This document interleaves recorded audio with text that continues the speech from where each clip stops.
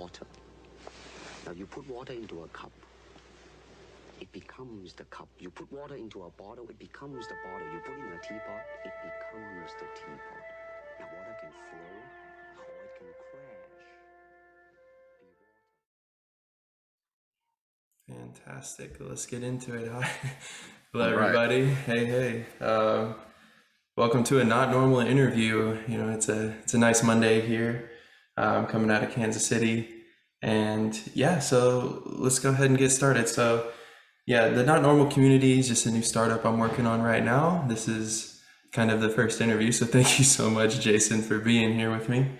Beyond that, you know, Not Normal, the foundation of it is just building a community that's centered around making space exploration, you know, understandable and accessible to everybody.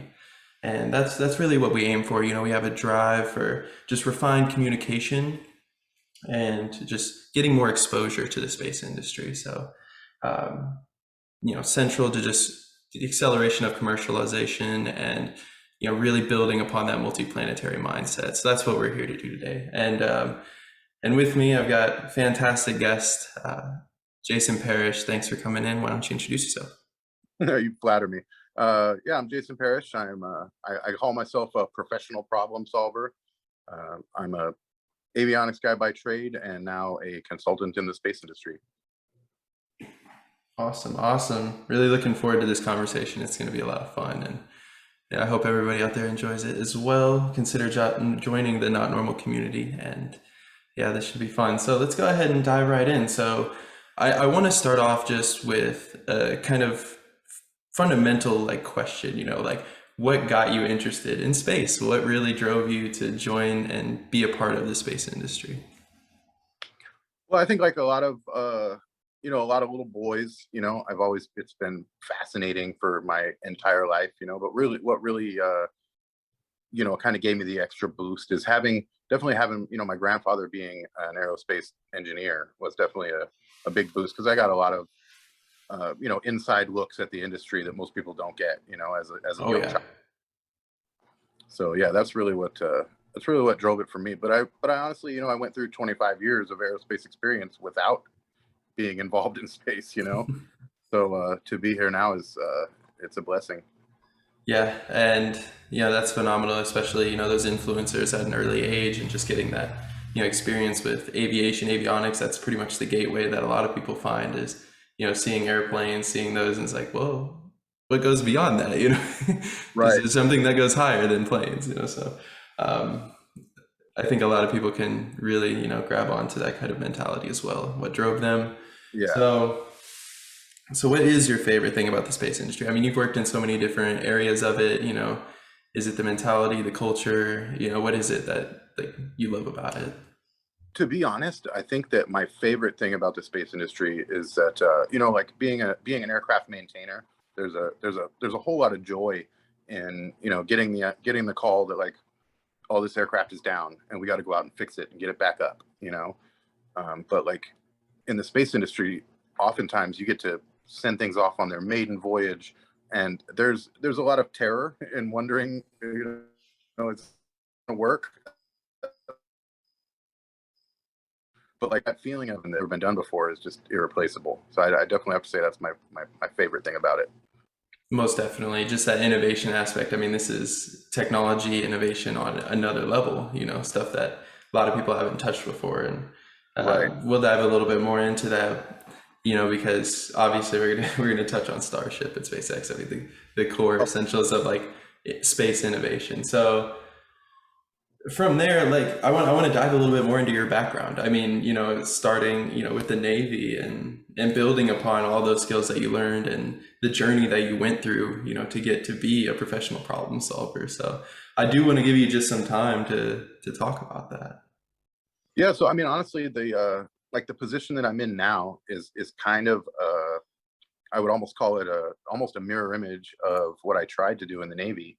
I was started as an avionics guy. I went to school for, you know, helicopter avionics. I worked on the Navy version of Blackhawks, which is the Seahawk and the Rescue Hawk and the Night Hawk. They give it all kind of hawk names, you know. But I started out with avionics, and avionics was plenty challenging. You know, It's not that I am some kind of savant and was able to branch out into all the other areas of expertise, But once in the Navy, they have a job called CDI, which is Collateral Duty Inspector. And basically what you do is, every maintenance task that gets done has to have two sets of eyes on it, And so whenever you finish a task, the CDI has to look at your work and make sure you did everything by the book, etc.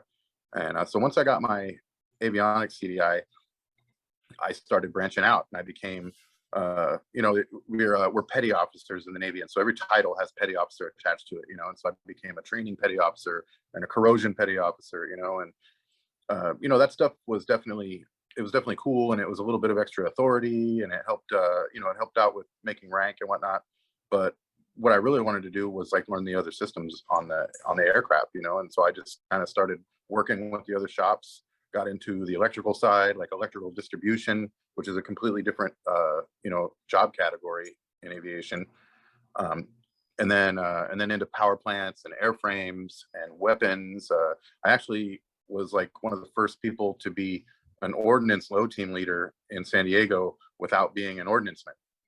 It wasn't because I was like so spectacular at it. We had a guy leave, just as I was getting certified, and I was like kind of Johnny on the spot, But I still got to put that feather in my cap, which was awesome, So I have we have a test that we do called a CWTPI, and it's like a comprehensive test of our weapons department's ability to to load weapons and do their job proficiently and safely, And so I got to lead one of those, and my team loaded Hellfire missiles in front of inspectors, and it went well, and and so like it just kind of branched from there. And I just, like by the time I got out of the Navy, I was proficient pretty much across all the systems on an H-60. Yeah. And so when I, as I went forward, I got out of the Navy, and I became a welding inspector, And again, like this, it's another thing that just kind of fell in my lap. My father-in-law at the time did the job, and I was kind of blowing it off, but I was listening to everybody's warnings that like, why are you getting out of the Navy? Because I got out halfway to the career mark. I got out at 10 and a half years. And a lot of people were harping on me about, why are you getting out now? There's nothing out there for you. The job market sucks, etc. And, my father-in-law was making money hand over fist as a welding inspector, So Yeah. I went to a private instructor. It was a guy named William Fitzjohn who like actually helped write some of the building code, and so I was able to get like top level instruction from from an insider, and that put me into all kinds of new things. I had to learn how to read blueprints and learn the building code, and it was different than aviation, but the same. Like the quality control process is fairly similar across industries. Yeah, there's a lot that you can take from that and build into others. I mean, that cross-pollination of that knowledge is, I think essential to, how you get into the position you're in now as a professional problem solver, is just finding, ways to take the things you learn in that information and then applying it to other regions. It's very Right. essential. And so, I think beyond that, you got into like the search and rescue aspect. Like, was that Yeah. like immediately after the Navy that you jumped into that one? Or No, was it that was about 5 years after I got out of the Navy, after I had done the building inspection thing for a while. Oh, okay. And you worked at Chevron, the Chevron plant with the structural engineer, like structural inspection. Yeah, I really enjoyed that job because there was a lot of learning to be done there, and working in an oil refinery is definitely eye-opening because you realize how much really goes on there, and the caliber of people it really takes to do those jobs. But my job was very hands-off, and I always enjoyed like being hands-on. And I want to touch things, I want to build things and break things and fix them again. And so I started looking for other opportunities. And at first I started, I thought about becoming an operator at the refinery, but the path to it was just not, it was just too long, and I wasn't that dedicated to that topic, and it would have been like a permanent career change, and I'd probably still be doing that today. And I had an opportunity come up to go back to aviation and be a contractor for the government. My brother-in-law and I, my brother-in-law actually was kind of pushed out of the Navy by, you know, a restructuring plan. And at the time, just at that same time, there was a search and rescue unit being started up by the Navy to cover the Central Valley of California. And they needed a civilian maintenance crew. And the base was primarily a fighter base. So there were tons and tons of fighter technicians, but a severe shortage of helicopter technicians. Yeah. And so, you know, he called me and said, hey, you know, there's a great paying opportunity out here. You know, do you want to come back and work on helicopters again? And, you know, prior to that, I would have, you know, like, if anybody asked me, like, would you go back to doing what you're doing in the Navy? I probably would have said no. But like at that moment when he presented it to me, I was like, oh yeah, I want to do that. You know, and it was an especially peculiar thing because it wasn't just an established FAA repair facility or anything like that. We had to stand basically a naval unit, a composite unit up from the ground up. You know, it was all civilian maintenance, but we had active duty pilots and aircrew. And so we had to rewrite all the maintenance manuals to reflect the civilian rank structure, which is entirely different than the military. You know, Yeah. In the military, there's a lot of rank that, you know, there's a lot of authority that's just because, you know, like there's a lot more just because I said so in the Exactly. military. The protocols, they align those really strictly. And then when you go to the civilian sector, you get more lenience on that and you kind of get to define them yourself, you know? So, Right. yeah, more of And an interesting problem. so, you know, during my employment there, you know, it was awesome. We, you know, like we were there for probably 3 or 4 months before we even had a helicopter, just rewriting program manuals, buying tools, setting up all the work centers, you know, and we got to incorporate a lot of process management and process improvement stuff that I learned in the Navy, as far as like the Six Sigma, you know, the lean manufacturing techniques and stuff. It all kind of lent itself to that process. You know, even though we weren't a manufacturing facility, we still had a product in and a product out. You know, broken helicopters in, fixed up, you know, mission operationally ready helicopters out. You know, and so there's a lot of that stuff that carried over. And yeah, we had a great time. We got 3 helicopters that were in terrible shape. Yeah. We basically had to tear all 3 completely down to their frames and rebuild them and get them, you know, full mission capable again. And we did in quite considerably less time than we would have if we were in the Navy, because I think that everybody there was much more dedicated and happy to be there. Yeah. Which is important. It's important for people to want to be there and want to tackle those problems, which, you know, now that I'm getting a better understanding of like this sequence that you went through, you know, going from the aviation part of the Navy, then jumping, you know, into structural, you know, inspection and welding, and then back into aviation. You know, it's really seeing like a linear pattern, like how you kind of, you know, found your way into a company like SpaceX, which I know you did turn down the first 2 times that you kind of got offered to go there. Yeah, my buddy Roger Sparks, who I hope is watching, by the way. He was one of the first people who called me and, you know, and told me he was at SpaceX. He was actually, I believe at the time, he was doing the development of the parachutes for the Dragon vehicle. And he would send me these awesome pictures from, you know, all the places they traveled to do their testing and whatnot, and telling me what a great time he was having. But at the time, when he wanted me to come to SpaceX, it would have required a move to Hawthorne. And I was born and raised in LA. I've seen those beaches, Yeah. you know, and at the time I just didn't want to pay those prices to live and deal with the traffic and whatnot, you know, and so it wasn't quite enticing enough at the time, you know. That makes sense.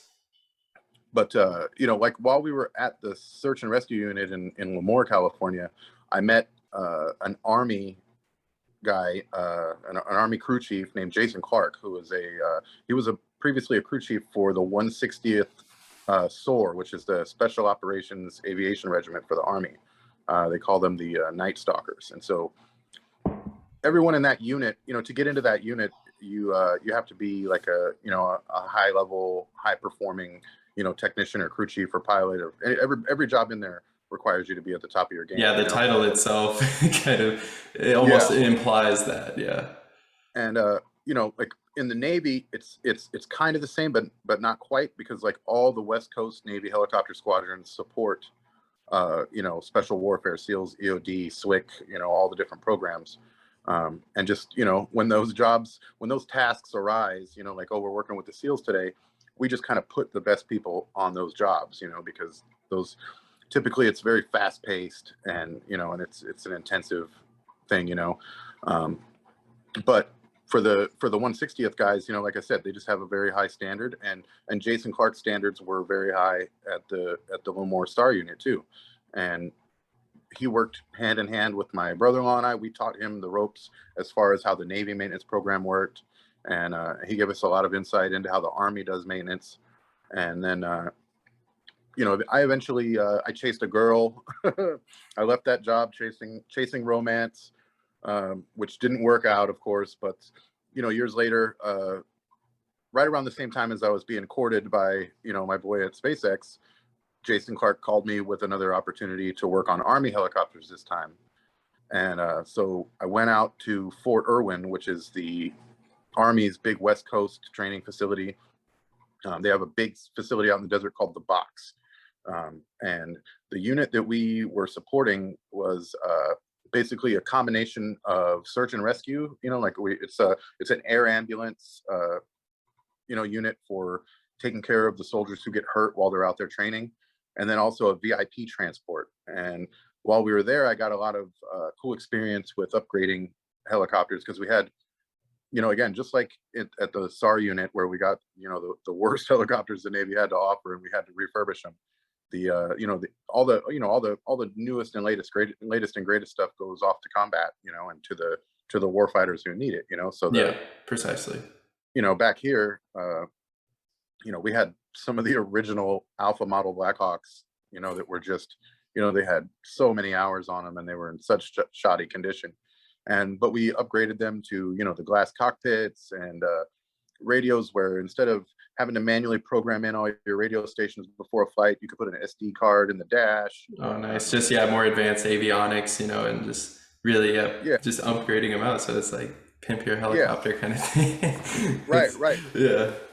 So that gave me a lot of good experience with actually doing the installs and modification of wiring harnesses within the vehicle that we didn't really do too much of on active duty. You know, on active duty, you might have to rerun one wire from end to end, but you really don't do a lot of modifications or complete rebuilds. You know, they'll send the aircraft off for that type of thing. Yeah, almost like minimal repairs on that side. And then, you know, and was this like a contracted job that you were working in, or was?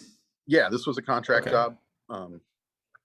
And again, you know, like eventually I I got bored and I left there. I for a short period of time, I went down to San Diego and I did another contract. I actually worked in the same hangar that I worked in while I was active duty, and on the same flight line, which was very cool. You know, it was very nostalgic. But again, that, you know, that didn't really pay quite as much, and the nostalgia ran out pretty quickly. Yeah, it does. And I decided I wanted to, you know, I wanted to go back out to chase another girl. And so I did, and luckily this time it stuck. She's a young lady you heard me speaking to earlier. Yeah, that's wonderful. Yeah, so this time it worked out. And but during that period of time, I got to you know, I got to kind of delve into working for myself. I've always done things like photography. I've always been a photography junkie. So I got to shoot a lot of music photography, and I had my own thing doing automotive restoration and working on exotic cars and whatnot. And so the aviation stuff lent itself right to that, you know, because the people who own $200,000 cars, you know, they want technicians. They don't necessarily want mechanics, you know. Exactly. And there's a distinction there that I think is pretty important, you know, especially when it comes to like more modifications and upgrades and stuff like that. And right. Yeah. And because I just threw myself into that, you know, people trusted my I guess my technical standards. You know, I wasn't going to touch anything that I wasn't, you know, certain that I could do. But at the same time, I had to do a lot of research and teach myself how to do a lot of that stuff, because I'm way better at taking the engine out of a Blackhawk than a Ferrari, you know. Yeah, but still that ability, to learn new things and grab on and just, I guess, be clear with people, this is something I can learn versus this is something outside of the scope where I don't want to dive into right Right. now. Yeah. And Yeah, just exactly. understanding that scope, making sure that's clear. And I think it's cool to kind of see how you made that turn from, working with other people to working for people, and then, the contract stuff, just getting, interesting stuff that came your way, and then finally, shifting that around to, well, what do I want to do? What's passionate? What am I passionate about? And building upon those, and finding your way there. So, how did you make that transition from basically going from working your your endeavors that you were in, with the cars and with photography and all those things? How did you make that transition like back into like how was it that you're kind of doing your own thing and having a good time, and then somebody's just like, let me pull you back in, so Yeah, what's funny about that is the gap between technologies that I worked on from one week to the next, because I had gone through, my current girlfriend and I, who, we plan to spend the rest of our time together, but we did have some rocky patches, and we had split up for a while, and I actually had moved up to Idaho with an old Navy buddy, um, who took me in, and and took care of me and gave me a job, and I was enjoying being out there. And he was outside of Boise, Idaho, and I was starting fresh. yeah. I was freshly single, and I was enjoying the. He took me tubing down the Boise River, which goes right through the middle of downtown. Oh Uh, wow, I'm gonna have to do that sometime. yeah, it's fantastic. I highly recommend it. But yeah, so I went out there, and I actually, I worked with him for a little while, and then I found a little better paying job doing flood and fire restoration of all things and we were working on a lot of old houses, and I was like rebuilding kitchen cabinets, and because it's just everything mechanical is just kind of related somehow, It is. and if you just kind of throw yourself at it, and you've been doing mechanical stuff your whole life, you can pick most of it up. Like I definitely still have to defer to the experts in that field. The guys that I worked with doing the restoration stuff, like it would have taken me decades to get as good at it as they were, but I could hold my, I could carry my own weight. Yeah, um and your ambitious nature probably carried a lot of that weight too. yeah, I had a good Especially. time, but but I got a phone call one day from Jason Clark, the 160th guy from the SAR unit and the Army contract, and he said, "Hey, I have a job for you in LA." And like my initial Like, intro oh was no, LA. like, "No, no Yeah. way," like I'm out here in this clean air in this beautiful place. There's no way I'm going back to the smog of LA. Hmm. And then he started describing the Starship program, and like at first, like when he said SpaceX, I've been like, yeah, I've turned that down before too, Yeah. like. But when he started So describing yeah. Starship, it was He- it was definitely something different, and he oh sent me yeah. he sent me some pictures, and I think the ground floor aspect of it, that it represented was definitely enticing, and then as I told him, okay, I'll listen to the pitch, I'll do the interview or whatever. um and as it went forward, I thought, like, okay, so now I got to drive to LA, just to do a job interview for a job I'm being convinced, to apply for or whatever. But he's like, oh no, they're going to fly you down, we'll put you in a hotel, give you a rental car. And I had never been treated like that by a company before, so Yeah. that in itself, kind of definitely It's that exciting. held a lot Yeah. of weight. And Extra money to the ticket. Just okay. Well, right, you're gonna treat me with some royalty there. right. And a funny part of that is that I got flown down there, and during the run up to it, as I was preparing to go down to LA for my interview, I asked him, like, hey, should I get some like letters of recommendation from the folks that I work with now, or etc. And he's like, you don't need all that, like I've already, like, I'm the guy putting the team together, and you have my blessing, like you're gonna be fine. Oh wow. So you went through the standard job procedure of, should I get the resume, Right. recommendations or all of those things, just the references, and then he said no. He Yeah, it's knew like, he knew everything that he needed. Yeah. right. And he also, he called my brother-in-law as well, who worked with us on the SAR job. He's Yeah. the guy who Yeah. got us both involved in the SAR job. But he wasn't there for the Army contract 2015. So he and Jason Clark hadn't worked together since 2012. Hmm. But the two of us were we were the first people that he called, and because he knew that we were both and he'll tell you this to himself, like he knew that we both had not only the integrity but the balls to do the right thing in whatever situation. Yeah. Um, he watched me try to quit my job on several occasions over integrity issues. I've never really been afraid of a boss after the military. But so I got down to LA, and I started to get it in my head, like, I mean, they're not going to spend all this money on plane tickets and rental cars and hotel rooms on somebody they don't intend to hire. So I went into my interview pretty confident.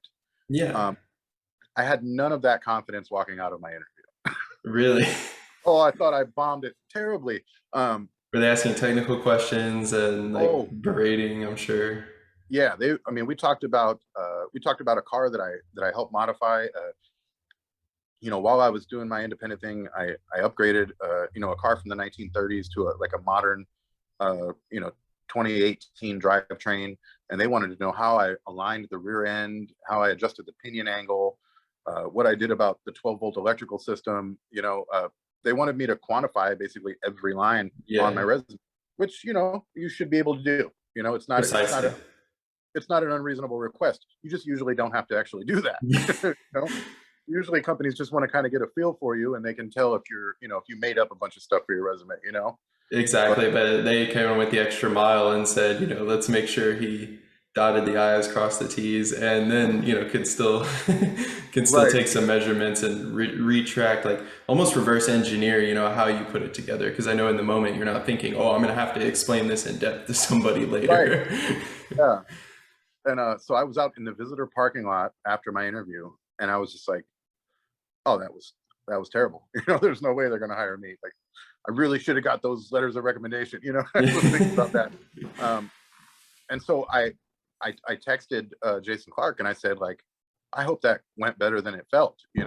And he replied, and word for word, he replied, just call me when you get a chance. And I was like, oh, like, okay. Ooh, those are not words you want to hear after an interview. Yeah. And so I called him, and he said, yeah, no, like, I didn't feel like you did bad. And I was like, okay, well, you didn't. That is a completely different sentence from you did fantastic and they're going to hire you. Yeah. And so, he was like, I don't know, man, I'll let you know. And while I was on the phone with him, I got a call from my recruiter, my SpaceX recruiter. And I was like, okay, she's calling me now. I'll get back to you, man.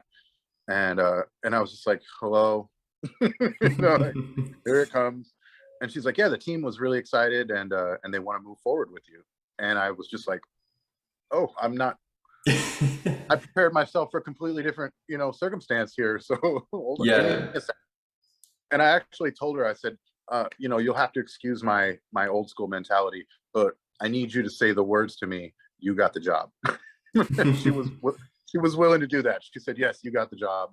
They're excited to move forward with you, and so that's where it started from. Yeah, the And psychological validation there is very nice to have. yeah, So and yeah, what's fun, preparing mentally, yeah, for a different outcome. yeah, and what's funny is, like, from what I was doing, believe it or not, the job at SpaceX was actually kind of a pay cut as opposed to like the rest of the aerospace industry, because the entry level pay is a little bit higher for like government contracts and stuff than it is for a technician at SpaceX. But then again, it's SpaceX. It's not, you Yeah. know, the average, government contract. Yeah, and when was this that you joined them? Around like This was 2018, two, 2017? two, 2018. Yeah. Okay. And this was during the Mark One stage of Starship. Mark One was still the nose cone had been built, Yeah. and we were still working on the tank sections. Mm-hmm. Um, That was the Star Hopper age and yeah, yeah, getting through that era to lead into Mark One, which didn't fly, but it looks pretty. yeah, yeah. And so like we started. My brother-in-law went through the same process. My brother-in-law actually bombed his phone interview, and Yeah. it didn't look like he was going to get the job. And like Jason and myself both appealed to the engineer, who did his phone interview with, like, look, he doesn't interview well, but he's a genius. We promise, like, he'll produce. Exactly. My brother-in-law is not. He's not as casually outgoing as I am. He's not a public speaker. I would love to recommend him for an interview, but I know he would never do it. He just likes to be in his little corner and just be brilliant and be left alone. Yeah. I But could admire that. yeah, but we started together. We started in Hawthorne. I can't, a lot of it's NDA, covered, but we started at a facility in Hawthorne that we were sharing space with some of the Falcon assembly guys, and we were working on, the Starship flaps, like the early designs. And we were in Hawthorne for about 3 days. We did our our onboarding process, and then we started to get familiar with the crew that was already there, the structures guys. We worked hand in hand with the structures team, and we did a lot of structures work ourselves. But so we started getting to know those guys, and Jason Clark called us from Texas and said, hey, can you guys come to Texas on this coming Sunday? And we were like, yeah, that's awesome. Why not? We're ready to go. We wanted to go see this thing in person. Yeah, because when he talked about it, that's kind of exciting on its own to hear the idea of it. But then that first invitation to say, hey, come out and see what we're doing. Yeah, right. That's exciting. And so we were excited to go to Texas, and like we're walking around SpaceX Main, where it's just it's a fantastic facility. It's very high tech and very modern, and it's nothing like a government contract hangar for aircraft, And so we that day we're starting to plan, like, okay, well, let's start getting stuff figured out for going to Texas, and we're gonna we'll probably be there for a week or so, a couple days. And a couple hours later, he calls back and he's like, hey, I need you guys to come to Texas tonight. Said, hop on a plane right now. We need you here. Yeah, he's like, just go tell so-and-so that you're leaving right now, and get your bus to the airport, And so we did. And we got to Texas that night. I think we landed in Brownsville like around 11:30 at night. And the trip from the Brownsville airport to the build site is almost an hour. It's about 40 minutes, I think, from Brownsville proper out to the build site. And it was raining, and we got rental cars. Jason Clark met us there, and we followed him out to the build site. And as we're going, it starts to rain, and like South Texas is a very tropical place, so it's not like rain like normal people know it. It's just this tropical depression, storm, whatever you want to call it, downpour. It's out in the middle of a wildlife preserve, so there's no ambient light from the city or anything. It's just this 2-lane road through the middle of nowhere out to this place we've never been before. And there's places where the ocean actually washes across the road, and we have to hurry up and get out to the site before the ocean washes over the road, and we're stuck. We can't even get to the build site. And we arrive, and there's just like one building and a tent and a bunch of mud. And it's not SpaceX at all, And we walk into this building, and we get our tasking for the evening, and like we started work that morning at 7 or 8 in the morning, and here it is midnight or 1 o'clock that night, and we're going back to work. Yeah, exactly. That time frame just is a huge flip, but at the same time, I can understand how mind-blowing it would be, to be within the same construct. Like, this is SpaceX, and you're at Hawthorne, and you see the entire construction. It feels like high class, like luxury type of atmosphere, like that ambiance that they have. I mean, we've seen it with Tesla and SpaceX. I mean, it's kind of that refined sort of like luxurious, styling preferences, very modern.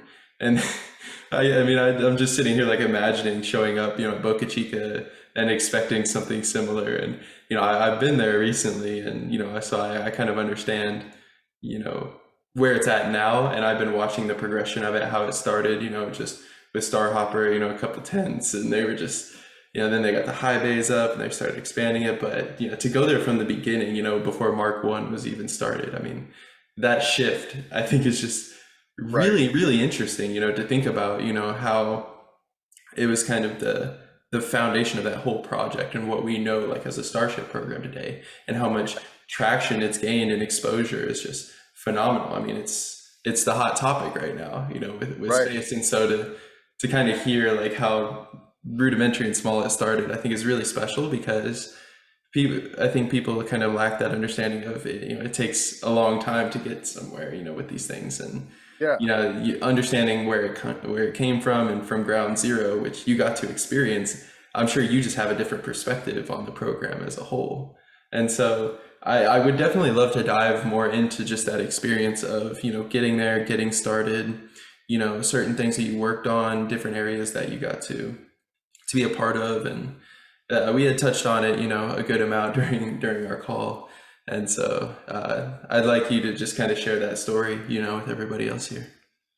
Yeah. So we actually, like I said, we were, the integration team and the structures team worked real closely together. And because, the integration in the space world in general is the like the mission systems and the moving parts of a spacecraft, and so with the structure being developed at the same time, there wasn't really a lot of integration work. Integration technicians at the time for Starship were just kind of expected to be jacks of all trades, and just, get in there and do what you can do, um, I'm really not sure how into detail I could go, but I know we worked on the flaps. Our first project was the aft flaps for Starship Mark 1. And we had to replace some skin sections on the flaps with these sheets of aluminum that required us to drill, I want to say, 8,500 holes per flap.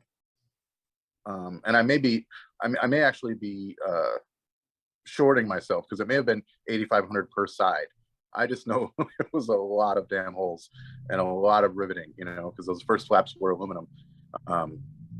But they were made of, aerospace aluminum, which is not, it's not the 3000 series aluminum that I believe cans. I believe like aluminum drinking cans are like 3000 series aluminum, which you can pretty much poke a butter knife through. Yeah.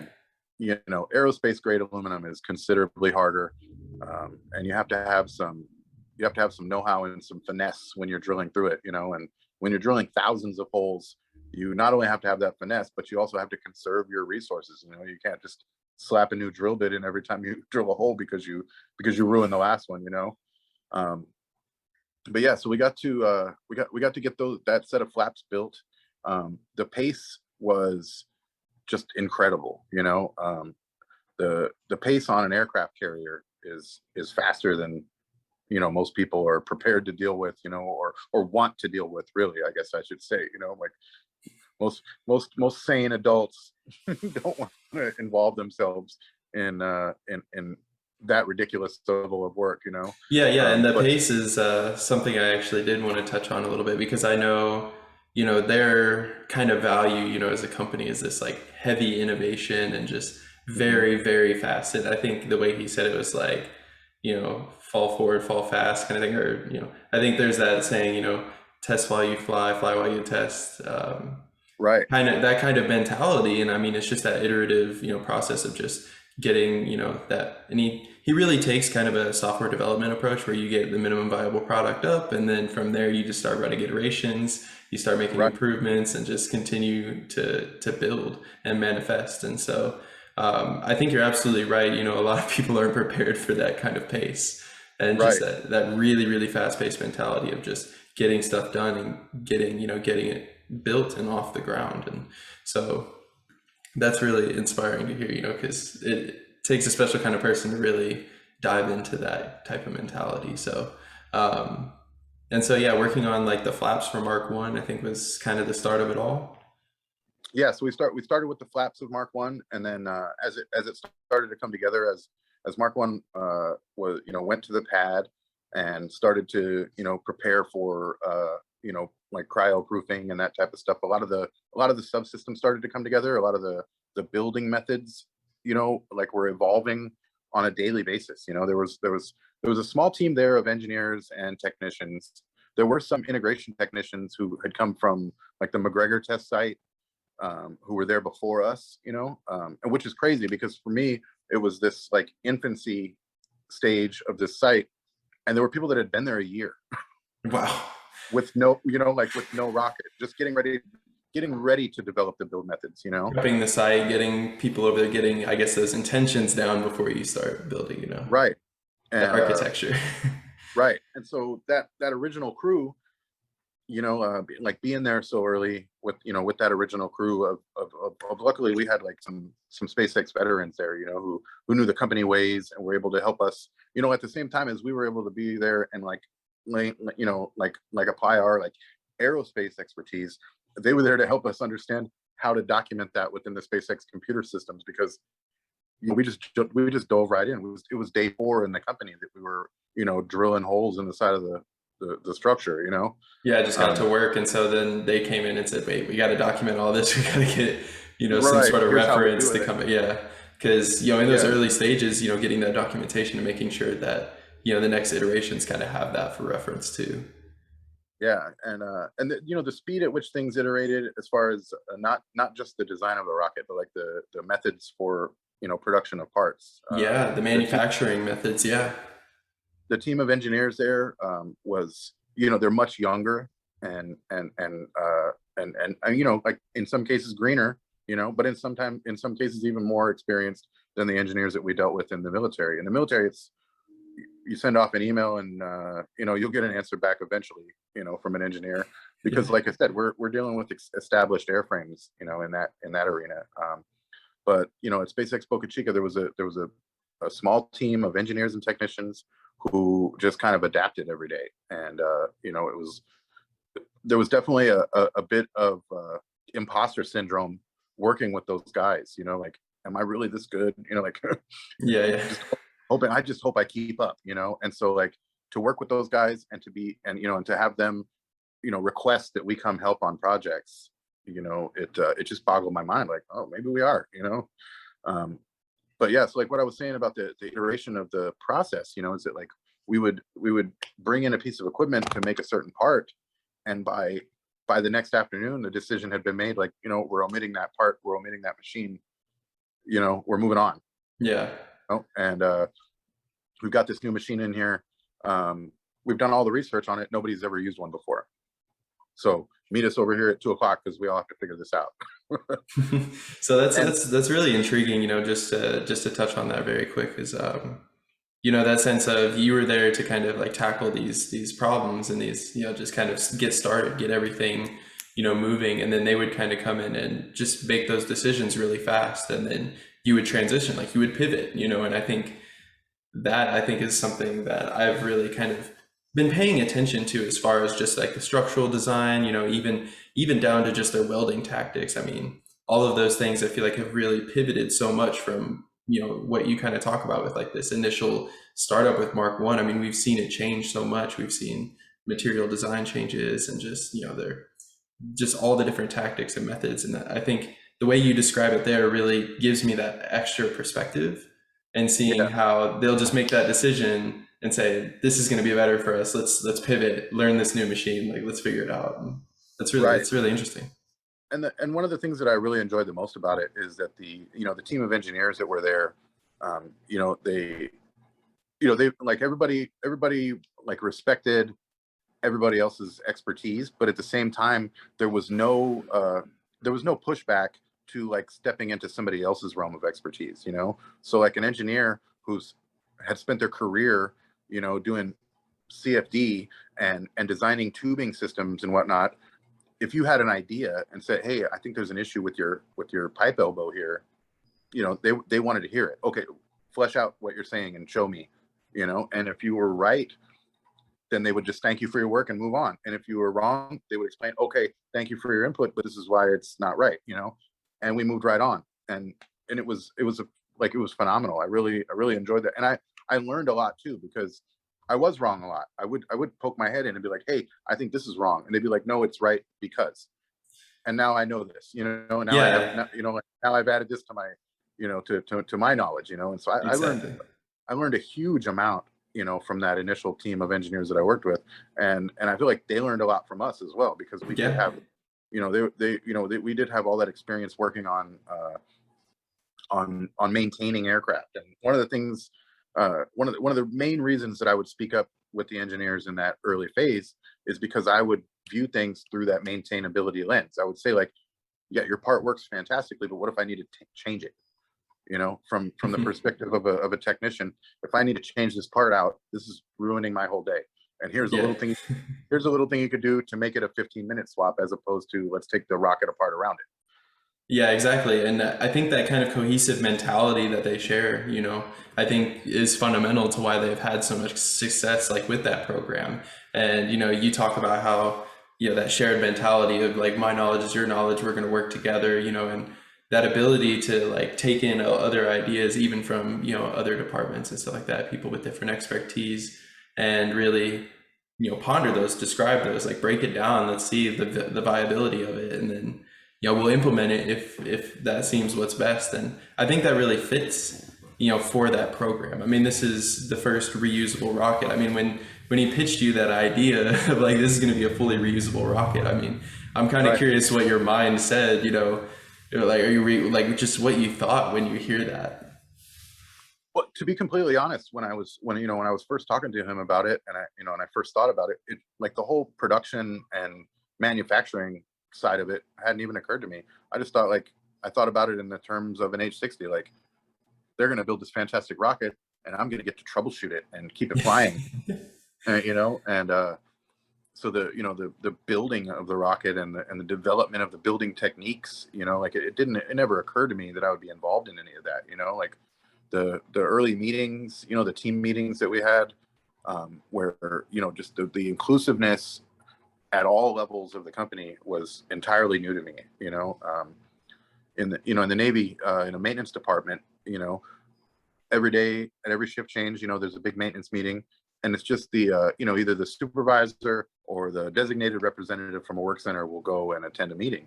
But on Starship, in the early meetings, it was everybody. We had whoever was getting the food that day. We had the civil guys there that were digging trenches. We had security guys. We had and the meeting would go around the room and address everything that was going to be done on the site that day. Oh, wow.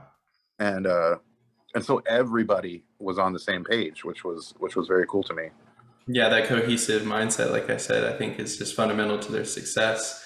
Yeah. And yeah, and so like, working on Mark One, you kind of got, the flaps there, and you got to work on those. And then I think we had talked about you kind of like were jumping, around different areas where, that development of what we now know as Starbase, I think is what I was like really intrigued about, because, I had seen pictures, I'd watched the development. I mean, I was paying attention since Starhopper, and it really kind of got started. And then from there, watching the progression of it, seeing it, expand into what we now know as Starbase.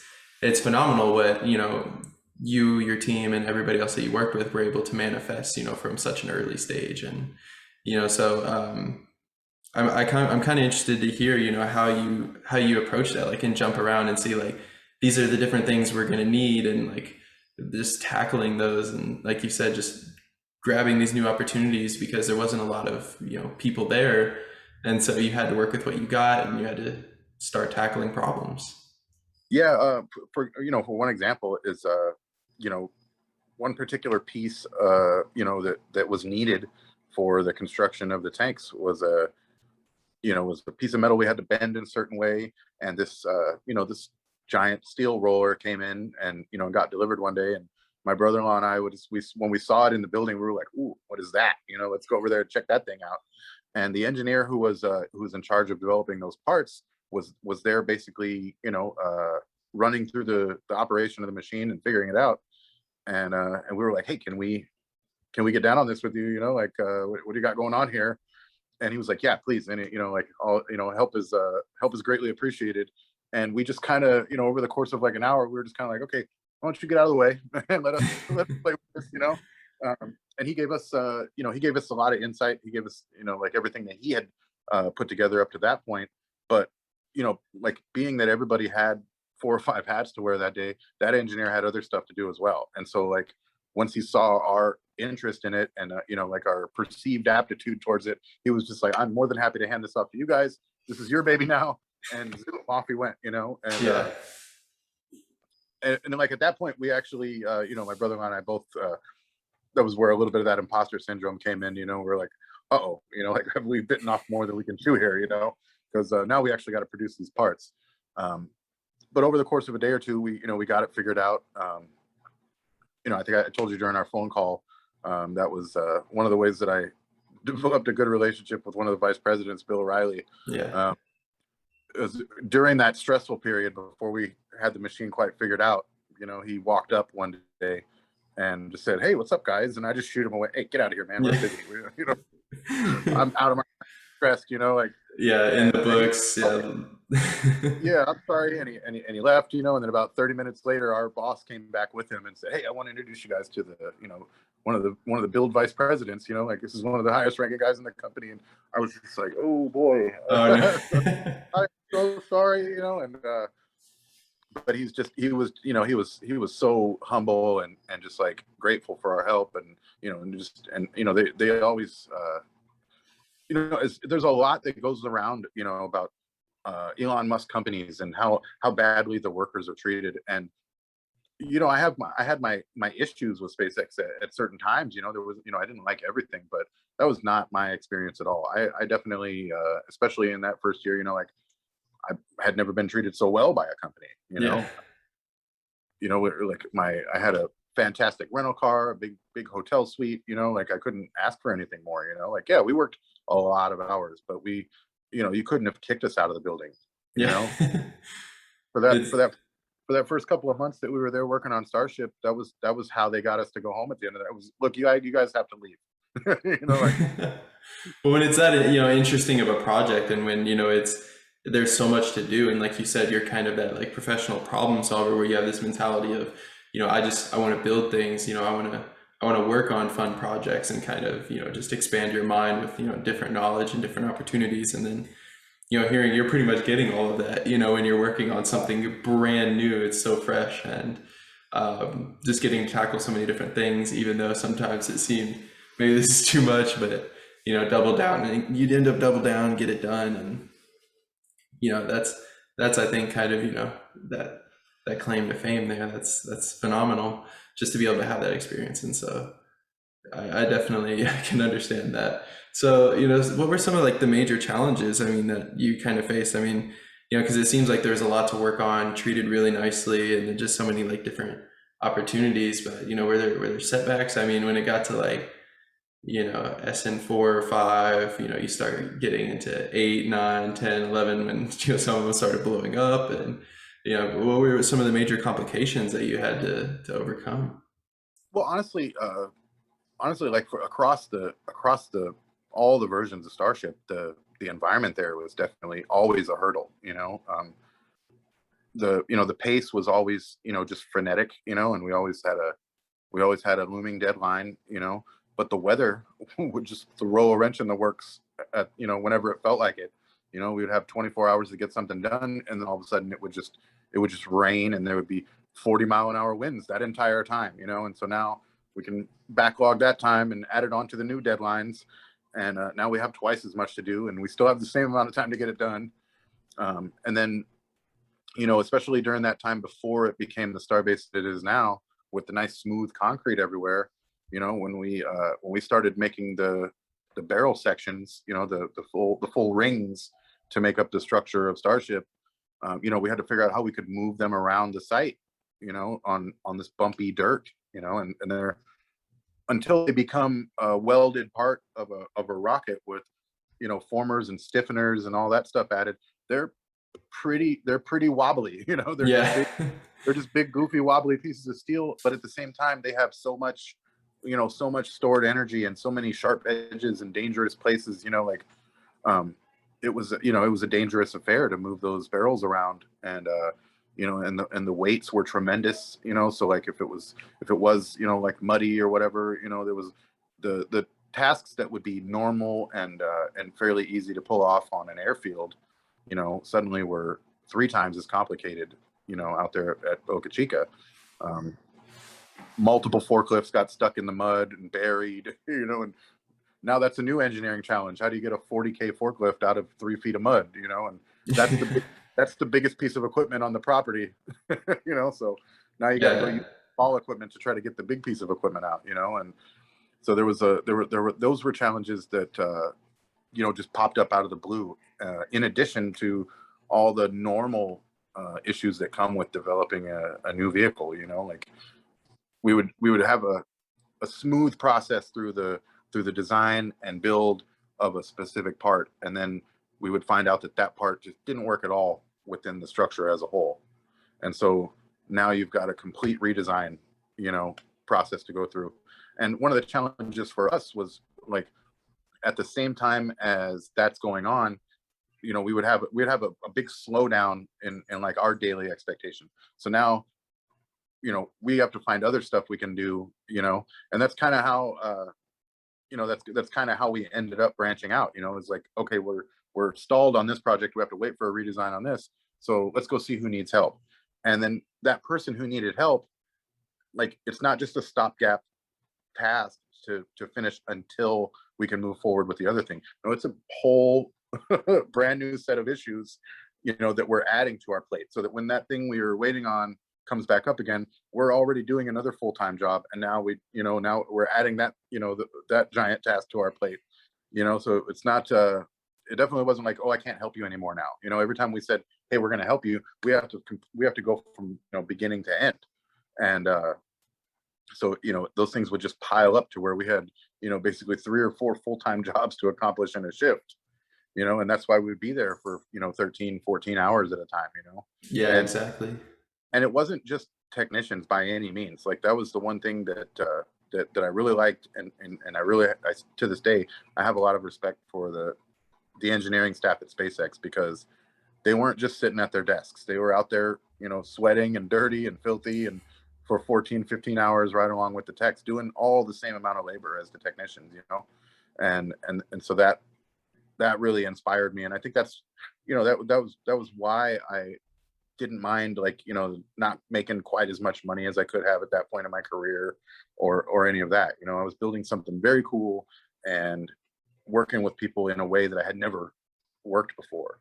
Yeah, exactly. I mean, the excitement of that program alone, I mean, coming from an outside perspective, watching it is exciting enough, and just being attentive to the development, of this magnificent machine is phenomenal on its own. But I couldn't imagine just, how almost intoxicating it would be to, like, be there in person and be hands-on working on building it and constructing it. And, like you said, the engineers and the technicians, like, all of those just kind of, getting there, getting together, and, working hard, doing the work that needed to be done to meet those deadlines, and, filling the gaps, and, getting all of that done. I think that's just a phenomenal mindset, as a company. I think that's one thing that they're heavily known for, is, just that community, that cohesive mindset to just get the job done, and to tackle those types of issues. So I did want to touch on real quick before we pivot, just on, like, beyond, like, SpaceX.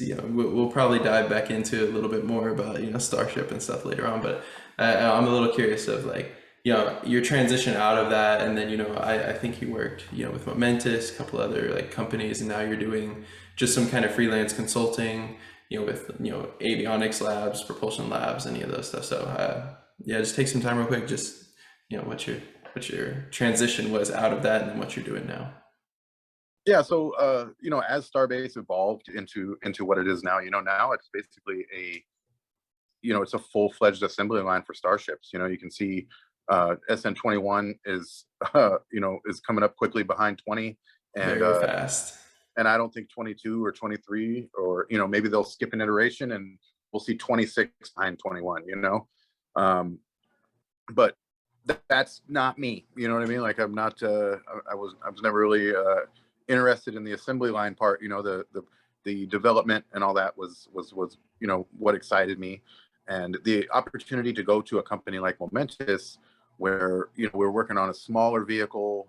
It's a completely different environment, and it was, rather than the rocket swamp down there in Boca Chica, you know, it was a high-tech clean room up in Silicon Valley, and you know, and it was a, you know, considerable pay bump.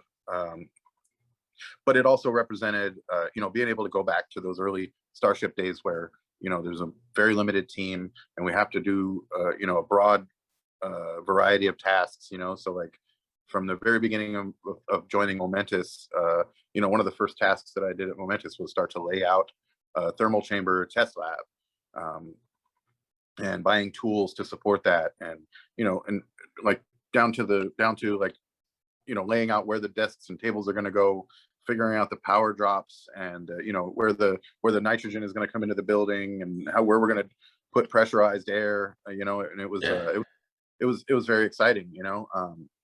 The vehicle was so much smaller, you know, that I went from this massive rocket, you know, to a launch vehicle.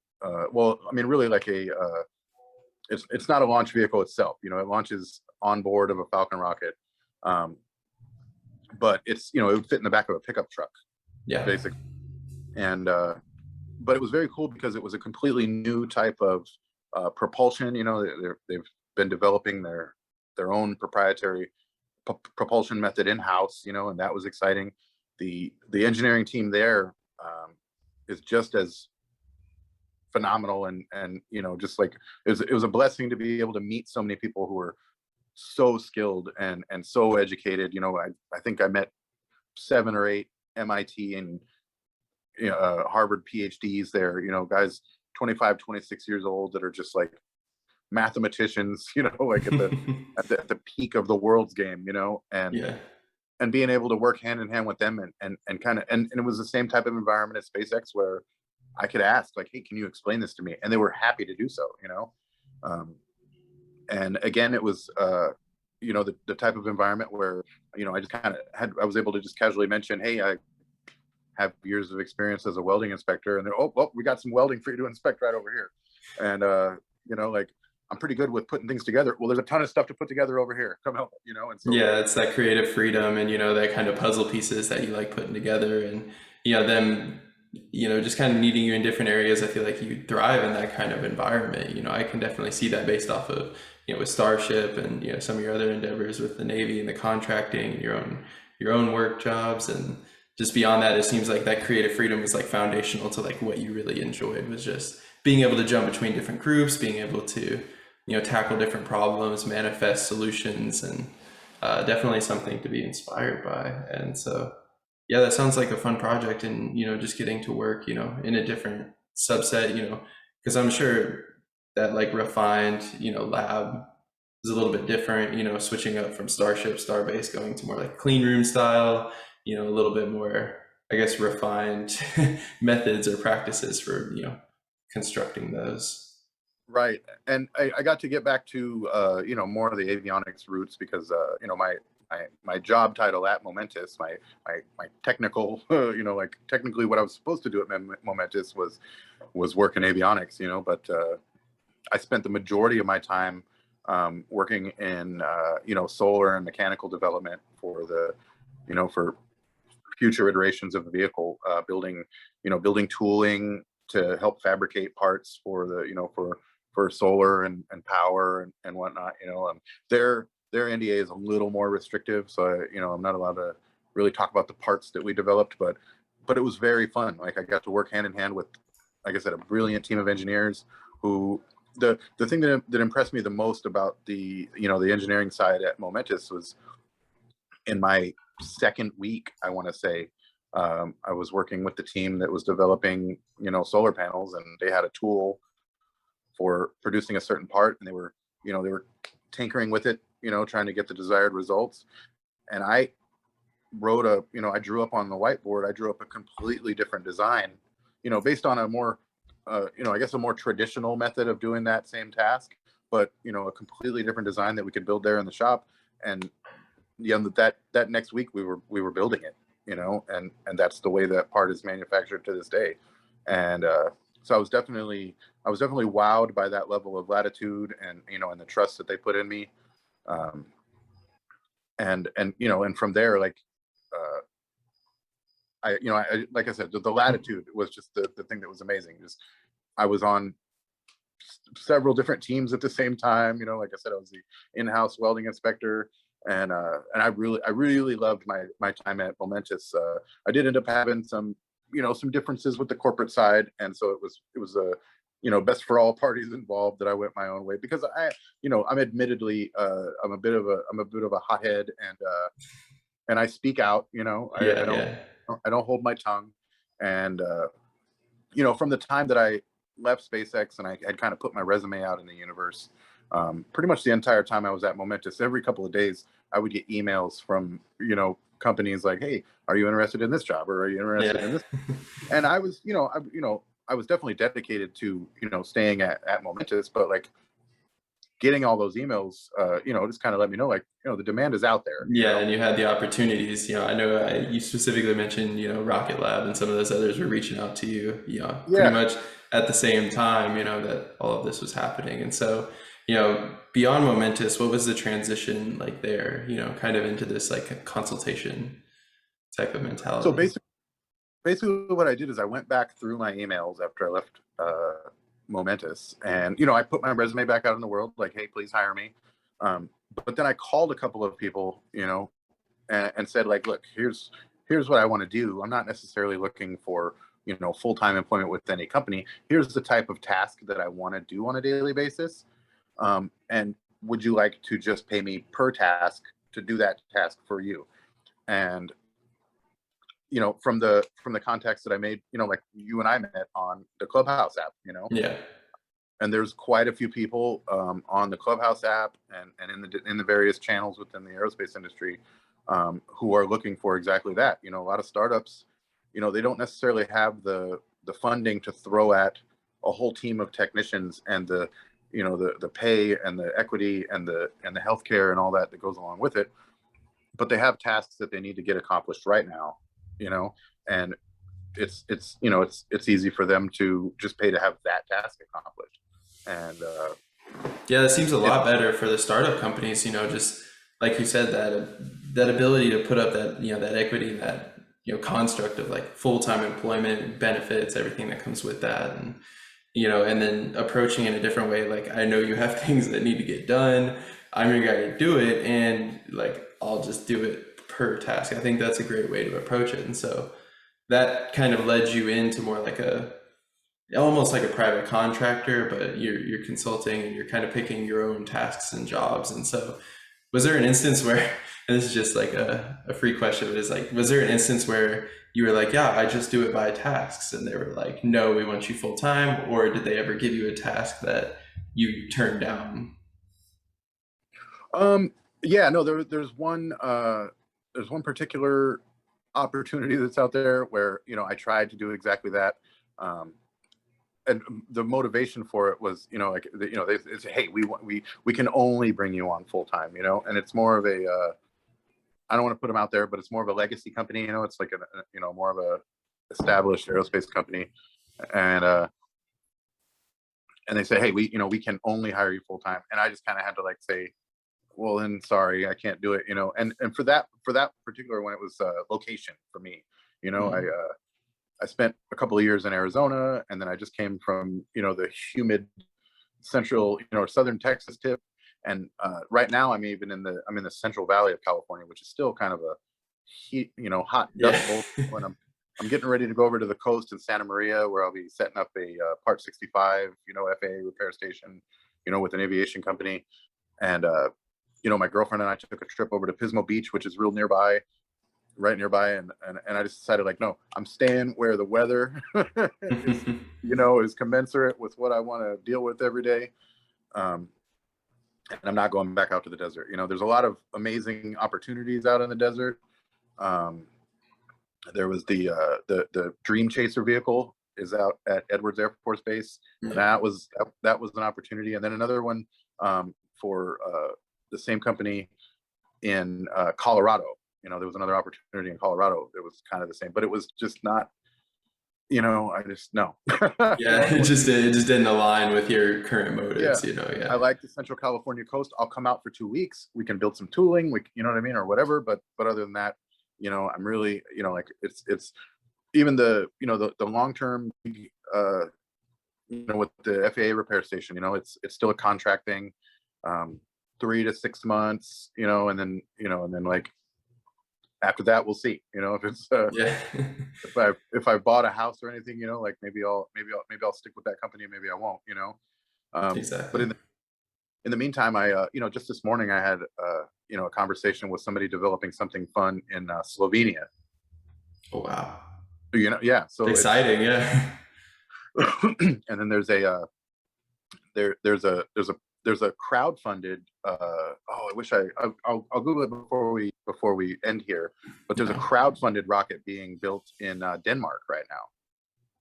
And I just remember looking at Nice. their I remember looking at their structure and whatnot, and I was looking at some welds, and I was like, oh, I feel like I could add something. Yeah.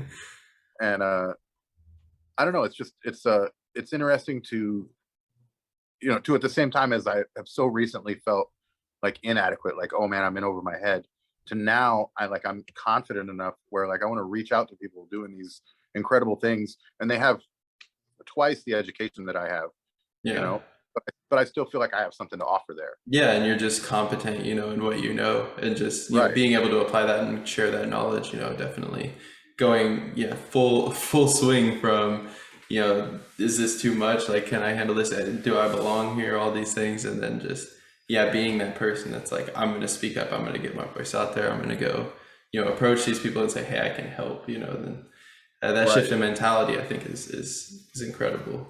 So that's phenomenal. Just like hearing, the things that you're doing and, things you're looking forward to. I mean, there's a lot of exciting stuff there. I mean, the space industry is blowing up like crazy, and you can't help but love it. And I do enjoy hearing just how like in depth and how much you're trying to be a part of it. I think that's really special. Um, so I do want to make a pivot from there and kind of dive into some, I guess, a little bit more like deeper conversation just about a space, as a whole. Right. And I'm very intrigued to kind of ask some of these questions because you're more of more of a technical guy. I mean, going from all of your like structural inspection and welding to avionics labs and, aircraft repairs and helicopters. I mean, there's a lot of good technical there. So I'm curious, for the people that, aren't really interested in space, fundamentally, like this isn't something that they're truly passionate about or something they really like find interesting. Like, are there things that they should know? Are there things that they should be paying attention to just as a human? Absolutely. Yeah. I think much like because of the I don't know, I guess maybe because of the risks involved, or just the, how huge a task it is to get 100 tons into space, or even a 1 ton into space, really. I think the one thing that's easiest to overlook, even when you do work in the industry, I think one of the things that's the easiest to overlook is the number of little spin-off technologies or products, or little gizmos and whatnot that have to be invented and developed along the way to make this happen, that kind of proliferate through the rest of our lives, and it's much like war, combat spurred so many developments and inventions, that we use, in our homes on a day-to-day basis, that have nothing to Exactly. do with space, rockets, wars, none of that. Yeah. Just the technology that has to exist, and and the technology and the advances that have to happen in the technology that we do use on a daily basis. Um, one of the things that I realized when I first came to space is that the whole Starship, like single stage to orbit, that idea, without the booster and without taking tankers into space, and without the multi vehicle trips to Mars, like the idea is we're taking rocketry away from what we had made it, and we're actually going back to more of like Werner von Braun's like original ideas, Yeah.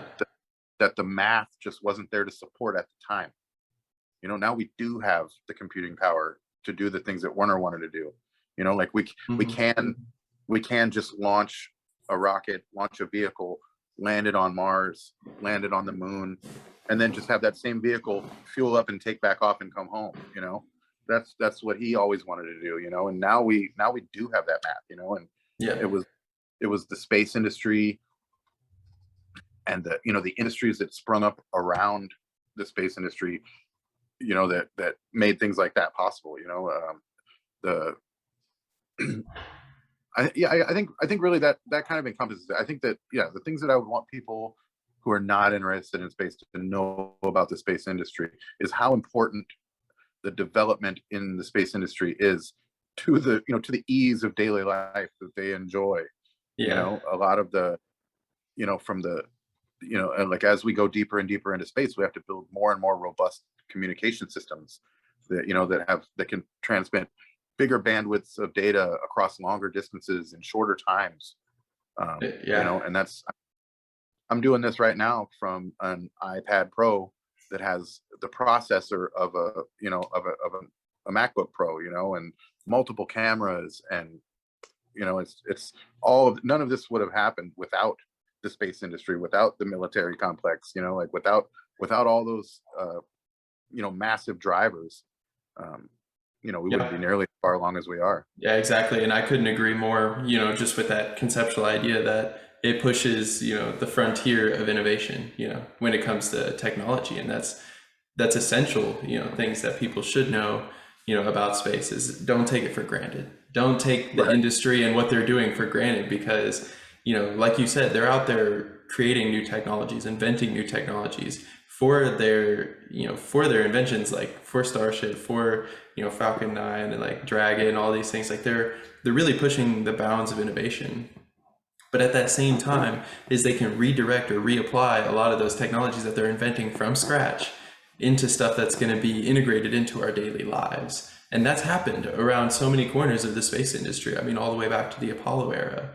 I mean, so many Right. different things were invented on the spot because they needed it for those missions. And then, you know, basically somebody took that idea and was like, we could use this in our daily lives. And, you know, there's so many things that have been pushed that edge. And like you said, you know, war was a big factor in that. And, you know, in all realms of, you know, human history, just war kind of pushed like new inventions. It's just, we wanted a leg up on people. And so we Right. wanted to have an advantage. And so we were inventing new ways to have an advantage. I mean, that's how, you know, rockets and, you know, space exploration even got started, was just, yeah, we want something that we can just deliver from here.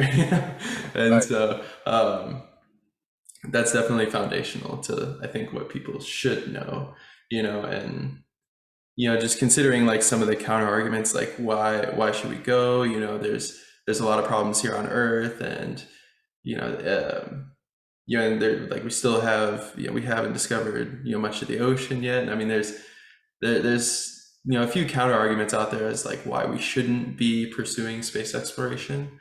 And I'm kind of curious your thoughts on those counter arguments, because I think the way you touched on it, saying, you know, technology is important, you know, that drive, that innovation, that invention of new things, and then reapplying them to our everyday lives and civilians, and is kind of like, is a really good, you know, answer to those counter arguments, you know, just Right. saying there's certain things we wouldn't have had we not like tackled these endeavors, and certain things that we won't have in the future if we're not doing this now. So Right. yeah, your I thoughts think on that? that you know, what I represent, you know, like as far as being a do all the things guy in the aerospace realm, and that team of engineers that were at, you know, SpaceX Boca Chica in the beginning, who are so talented and you know, and willing to deal with those scenarios and that environment that they were in to pull the things off that they did.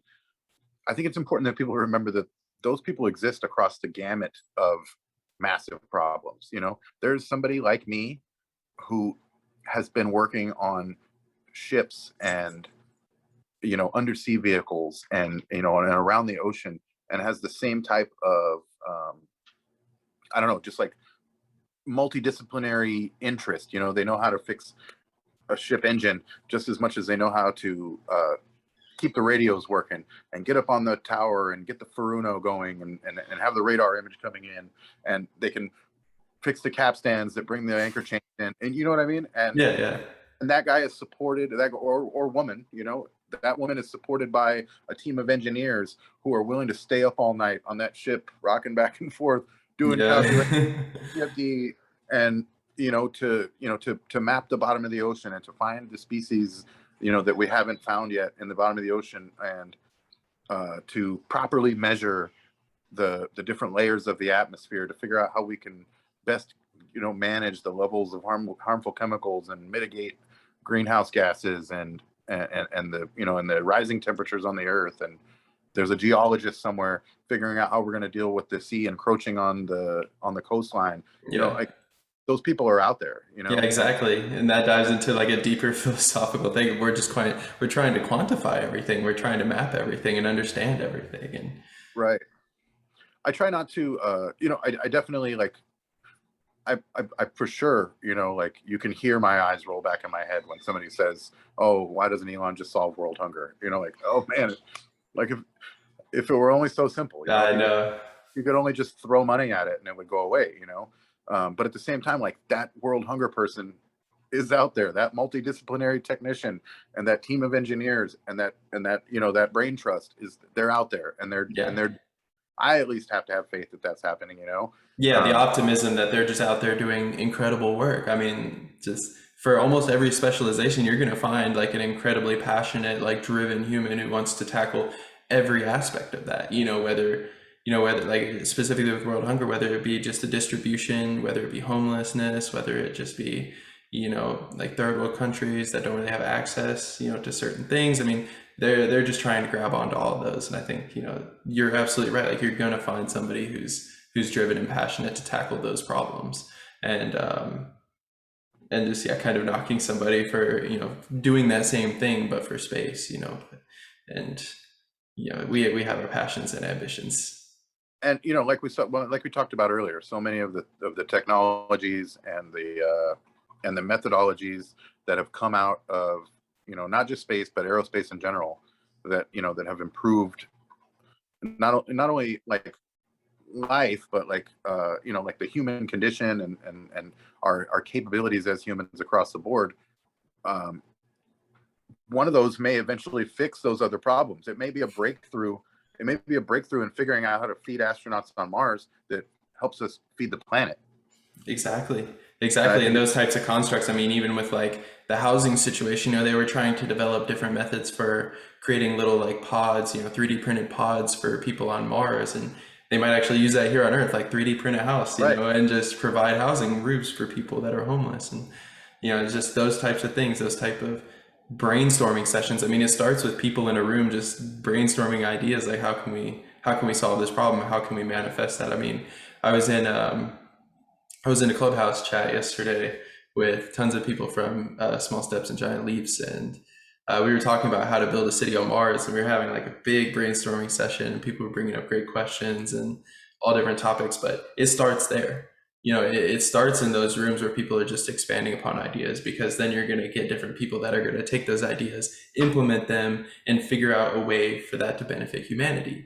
But for me, it's like a central core of the inspiration of going to space, that because that's something that drives people like more than more than almost anything that you can find here, on Earth, because it's something almost like a shared passion between humans. It's just, there's something beyond there and we want to go figure out what it is. And that's definitely been inspiring to me since I've since meeting people like yourself, on Clubhouse and talking in those rooms, especially those Small Steps and Giant Leaps rooms. There's people in there involved in those conversations about colonizing Mars and creating these viable habitats for people on another planet. There's people in there who's in their bio it says like, hey, I'm a dog groomer and I'm just a big fan of space stuff. Yeah. But their contributions to those conversations are on the magnificent. Yeah. They're on an elite level. They're bringing up valid scientific points. They're backing it up with the math. They've done the research. They may not work in that field yet, but a lot of those people are just mind-boggling with Exactly. the know-how that they have, and I think it's all driven just by the the passion that they pull out of the mystique of space, you know? Yeah, just that curiosity, it's so rooted, in who we are. So Yeah.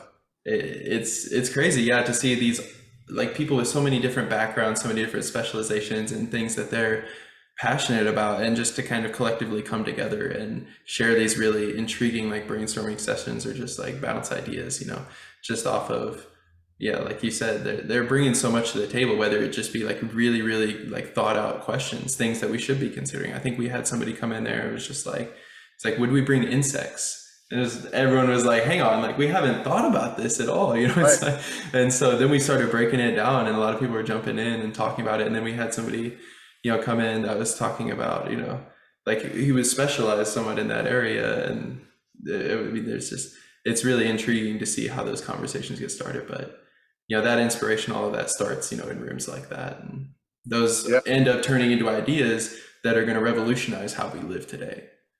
Right. And that's why I was so excited to take part in what you're doing, because you're one of those people who was just, you were just inspired and said like, okay, so I'm going to create this thing.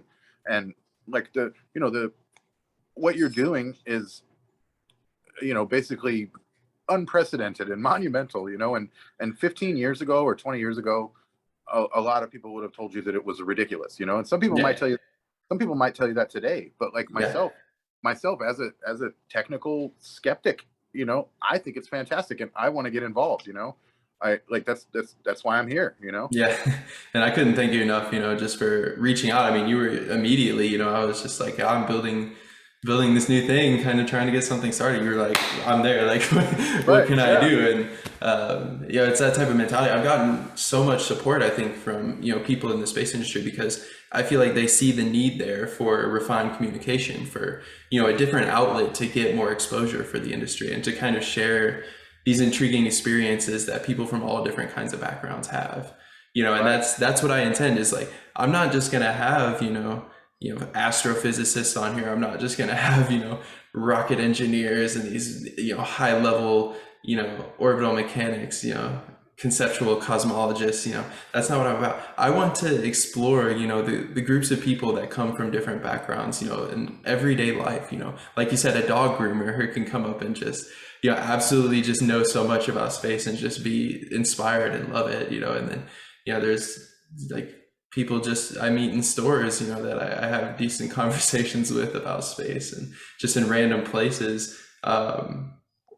I think it's phenomenal. I think I was at a park one day and I was wearing like a NASA shirt, and just ended up sparking a conversation with a guy that was like just walking around too, just hanging out. And I mean, it's just those types of stories. That's what I want to share is, you don't have to be in the industry or, necessarily, you know, engulfed, like consumed, by what's going on. But, you can still be passionate and be inspired by, everything that's out there. And so I think that's yeah, fundamental. And again, I can't thank you enough for being part of this.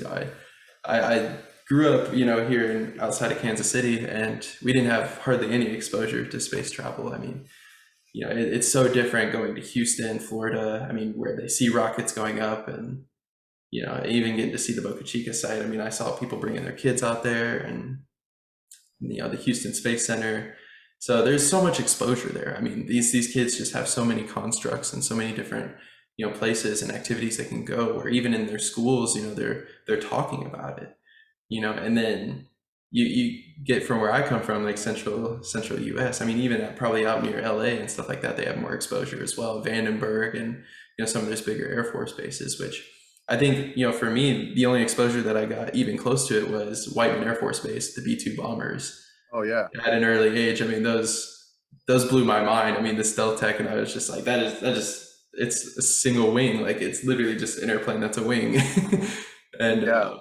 so that was the only exposure that I got to anything beyond that, and then I was lucky enough to have, sort of a nerdy father who was, intrigued by it, got me some exposure. So, but people don't get that, like kids don't get that. And, unless you have a family member or somebody, that's really Right. interested in, a friend, something that's interested in that field, you're not going to get that exposure.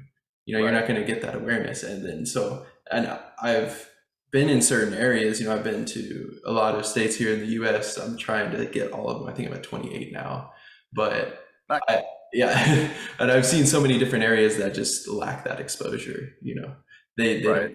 they don't get to see it, and you know, and then I start trying to spark up a conversation like, well, what do you think about it? And they're like, I don't know what's going on. You know, I know they're doing something, but Right. you know, It blew my mind how many people actually like in Brownsville, they had no clue what we were doing out there by the beach. You know, like I would show them, you know, the SpaceX website and be like, you know, the big Starship rocket, and they'd be like, oh, that's here. You know, but even the places that do have access to it, you know, the people, you know, like it's not entirely, you know, mainstream yet. You know. not at all, not at all, and that's definitely something I aim to fix. You know, it's just Right. bringing it to be something that you know anybody can talk about. You know, in any given conversation, and just you know having that reassurance that like you could spark a conversation about it with anybody, because I think it's something. There's certain things you know about it that we should all know. You know, because we don't see it now, but it's going to be integrated so heavily in our society. I mean, the technology and you know the construction of our modern society is built upon that ability to go to space. But once we start getting more people up there, I mean, they're going to have to know. They're going to have to take notice. They're going to have to pay attention. Right. And yeah, go ahead. Oh, I was gonna say I just had a an interaction on Twitter just the other day. You know, with you know, I think I posted a you know a picture of one of the old South Texas launch operations hard hats. You know, Yeah.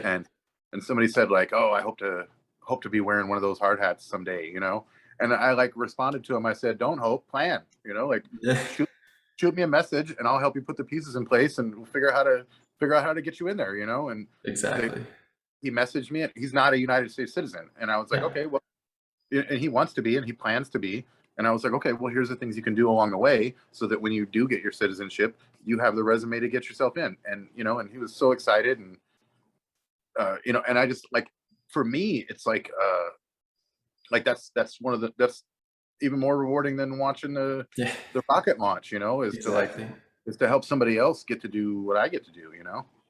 Yeah, and just see that kind of inspiration come up. And I do want to make that shift between people thinking, you know, I hope to do this to like, no, this is something I can do and I will Right. do, you know, Yeah. because that's a common misconception, you know, with, you know, the space industry. And because when people think like, oh, I want to contribute, but it's like, do I need to get a PhD? Do I need to get a master's Right. degree? Do I need to have all these certifications and all this expertise? And I think you really like epitomize, you know, if like you'll find a way, like you'll make a way, you know, Right. through what you do best and through what you're passionate about, you know, and there's always a way to contribute. And people don't see those different lanes, you know, they Mhm. kind of see a singular path, but that's because it's intimidating. And don't get me wrong, like thinking, you know, about the space industry, all that stuff, like it's intimidating for a lot of people. It seems like a lot to comprehend, a lot to take in, but Right. let the inspiration carry you. Right. Right. And I mean, honestly, like, you know, I would tell anybody that, like, you know, like for, you know, the guy who was not a citizen, you know, like one of the paths that I suggested to him was the military. You know, I said, you're going to get, you know, technical training and experience that like a lot of American employers really want, you know, and even through that path, you know, when I think about the, the steps that I took, you know, the first time I ever stepped on the flight deck of an aircraft carrier, I never wanted my mommy so much, you know. Yeah. There's been so many moments. There's been so many moments along the way where, like, even you know, the first day in boot camp and the first day up on the flight deck, and the first time standing out in front of a helicopter by myself, where I was just like, "Oh, I am way in over my head," you know. Yeah. And now so many of those things are routine, you know. Like you know, I used to crouch down so low when I would, you know, when I was just a line rat going to pull the chocks, you know, out from under Mhm. an 60. The rotor head was 12 feet over my head. I was in no danger whatsoever of a rotor blade hitting me. But the sound and everything is so intense, and it's, you know, it's so new at that point that like your brain just still can't, your brain doesn't process it. And it's like, crawl over there and get it, you know? And now I just, you know, I stroll in and out of the rotor head as if it's happening in my driveway, you know? Yeah, that's phenomenal. Um, yeah, and I couldn't agree more. You know, just kind of like gaining that competence, but through experience, you know, and just kind of getting started, you know, Right. getting your head in the game and getting that exposure. And, you know, ultimately I do aim to provide a platform, you know, that would allow somebody to at least, you know, gain that preliminary knowledge that can get them to the next step, you know, and help them find their path to contributing to the space industry, which, you know, there's so many different ways, but, you know, unless we have a centralized location where somebody can explore those and, you know, ultimately tie it to what they're passionate about. Because I think that's what's important here is, you know, is just aligning, you know, your contribution, your impact to the industry, like through what you love to do. And so ultimately I'd like to build a platform that can get there and help guide people. So I think it's phenomenal, you know, how you came so far, you know, and ended up finding, you know, made your impact, you know, in the industry. And I love hearing about that. So to pivot like a little bit more, just kind of more slightly existential, I guess, on human philosophy, but like, what does the future look like to you? You know, considering everything that's happening, you got to work specifically on Starship, I mean, with Inspiration 4 happening, and then, you know, I don't necessarily want to touch on like geopolitics, but Right. you know, in the sense of like long term, like where, like what does the future look like to you? You know, what's funny is, you know, it's not the first time I've heard this question. And I feel like 5 years ago, before I was ever involved in the space industry, I feel like I would have had a lot easier time answering then. You know, you would think that having been involved now and worked in multiple facets, that I would have a narrowed down answer. But I feel like, honestly, it's broader every day now. You know, every time I learn a new thing, or I talk to another, like you and the not normal thing, and the idea of civilian astronauts, that opened up the scope even more. Yeah. You know, like it's like I have less of an answer to that question every day. You know, Yeah. but I mean, like, I have less of like a less cohesive answer, because like I feel like more is possible every day. Yeah. I think that the, you know, like the work that's going on at companies like Momentous is absolutely necessary. The, you know, the Starship has the potential to revolutionize not only, you know, space travel, but you know, international travel, and the, you know, the, like, the ability of a vehicle like Starship to influence global shipping, military operations, medical procedures. You can move an entire operating room from one side of the planet to the other in a couple of hours. Yeah. You can take a world-class medical team and put them on the other side of the planet same day. You know, Yeah, um, disaster relief, all those things. I mean, it's just going to be yeah, revolutionary. hundreds of tons of relief aid, you know, can move around the planet within hours, where it used to take days, you know, and where it used to take months prior to that, you know. Yeah. So I really think that we're just kind of rolling off the edge of like a, I don't know, just like a steep, just an ocean of new possibilities, you know, that, um you know, the, like, I feel like, you know, almost, I can't remember the name of the equation that says that the, you know, the number of uh transistors or whatever on a chip doubles every year. I can't, it's a computer thing. I can't remember. It's like the number of switches on a chip doubles every 2 years. It's some kind of equation. But Yeah. I feel like with where space and aerospace is going, and the, you know, like we've talked about, the technologies that spin off of it, I feel like we're just seeing it really start to branch out, and I think it's going to get just exponentially wider. You know, and uh, I see more than just SpaceX operating at the level SpaceX is right now. I think that where Falcon and Starship are now, I think that within 50 years, maybe there's 50 companies that are exactly at this point. You know, Yeah. and and maybe Starship is on Mars. Maybe Elon's moved his whole operation to Mars at that point. You know, who knows? Yeah, exactly. I couldn't agree more. And that's a good point to bring up of just, you know, the interplanetary travel, you know, just intercontinental. I mean, that's both of those constructs, I think, are massive, you know, and specifically diving into, you know, how Starship's going to reinvent, you know, how we ship stuff, you know, across the world. I mean, like, I think they were basically saying like New York to Hong Kong in basically an hour. I mean, Like you can go Right. halfway around the world in an hour. But I think something else to consider is, when they start doing passenger flights and stuff like that, that's going to be the precipice to actually getting people, up into space. But at the same time, they will be traveling to space like, for a Right. short amount of time, but they're going to be there and they're going to be able to look down at the Earth, for a good handful of minutes before they start reentry. And like, I think that is kind of the core value of like where our future leads, because more people are going to get to experience the overview effect and kind of see the Earth in its entirety, even if for 30 minutes. Like Right. you're going to be able to witness that. And um, I've been in That's a lot of rooms where people were like, is this going to happen in my lifetime? Am I going to be able to see this? And they were like, I'm 50, I'm 60. I don't see it happening. I'm optimistic and I like to sit here and think that it's going to happen, but it's like, I don't think that I'll ever get the opportunity to be there. And I'm trying to push this narrative for everybody. It's like, this is happening. Like, this is accelerating so fast. We right. don't, and unless you pay attention, like, you're not going to understand how much it's accelerating, how fast it's moving. And, I see that intercontinental travel at least getting started within the next decade, you know, Oh yeah. easily, if not already like within the next 3 to 5 years. Right. Before that, we don't really know. I mean, depending on SN20, 21, I mean, they're gonna start putting stuff on there and they're gonna start flying it, and it's gonna be phenomenal to see that expansion. But I did love your answer, just saying, it gets broader every day. Just Yeah. the possibilities, and just kind of And seeing that perspective. That's even if you see it from the most cynical perspective, even if you see it as a failure, even if Starship never gets to Mars, if Starship just achieves that intercontinental travel, it's still it's a massive success. It's a wild leap yeah. forward in travel and capabilities for humans.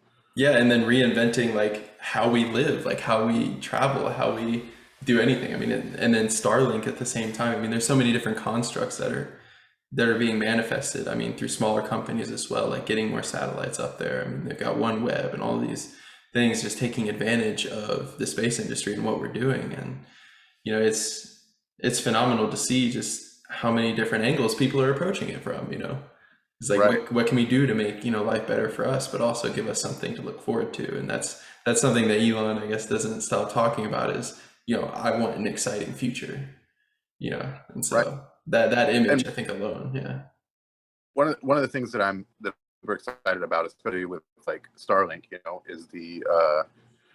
is making the all the information that's on the internet so much more readily available to people in like third world countries. Like I'm sure Yes. I'm sure everybody sees on YouTube and Instagram. There's always a video of this kid living in squalor in India who got some quarter-inch steel tubing and a welder and some bike parts and built a full-size replica of a Lamborghini. You know what I mean, or something Yeah. like I don't think that the average Joe realizes like the intuitive engineering brain that that it takes to do that. I couldn't do it. Yeah.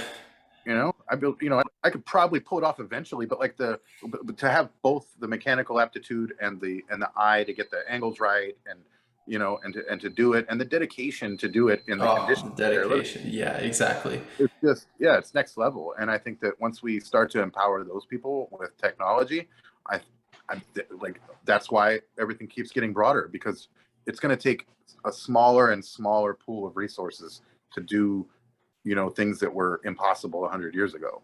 Yeah, and that's definitely some important points to bring up, is that exposure, of these technologies to places that don't have them. And then, we're gonna see just such a boom of like innovation, from those sectors specifically, because when they get access to that information, when they get access to like better technologies, I mean, their creative mindsets and their ambition, their drive to utilize that to build and create stuff and invent stuff, I think we definitely take that for granted. Mm-hmm. Or we don't really understand it yet, but like you said, once they have like those in place, I mean, we're going to see such a boom, of ideas just in general coming from those sectors that didn't have it before, because they've been Right. sitting on these ideas. They just don't have the tools to manifest them. Right. They work with what they have in the environment that they have, which isn't kind to them.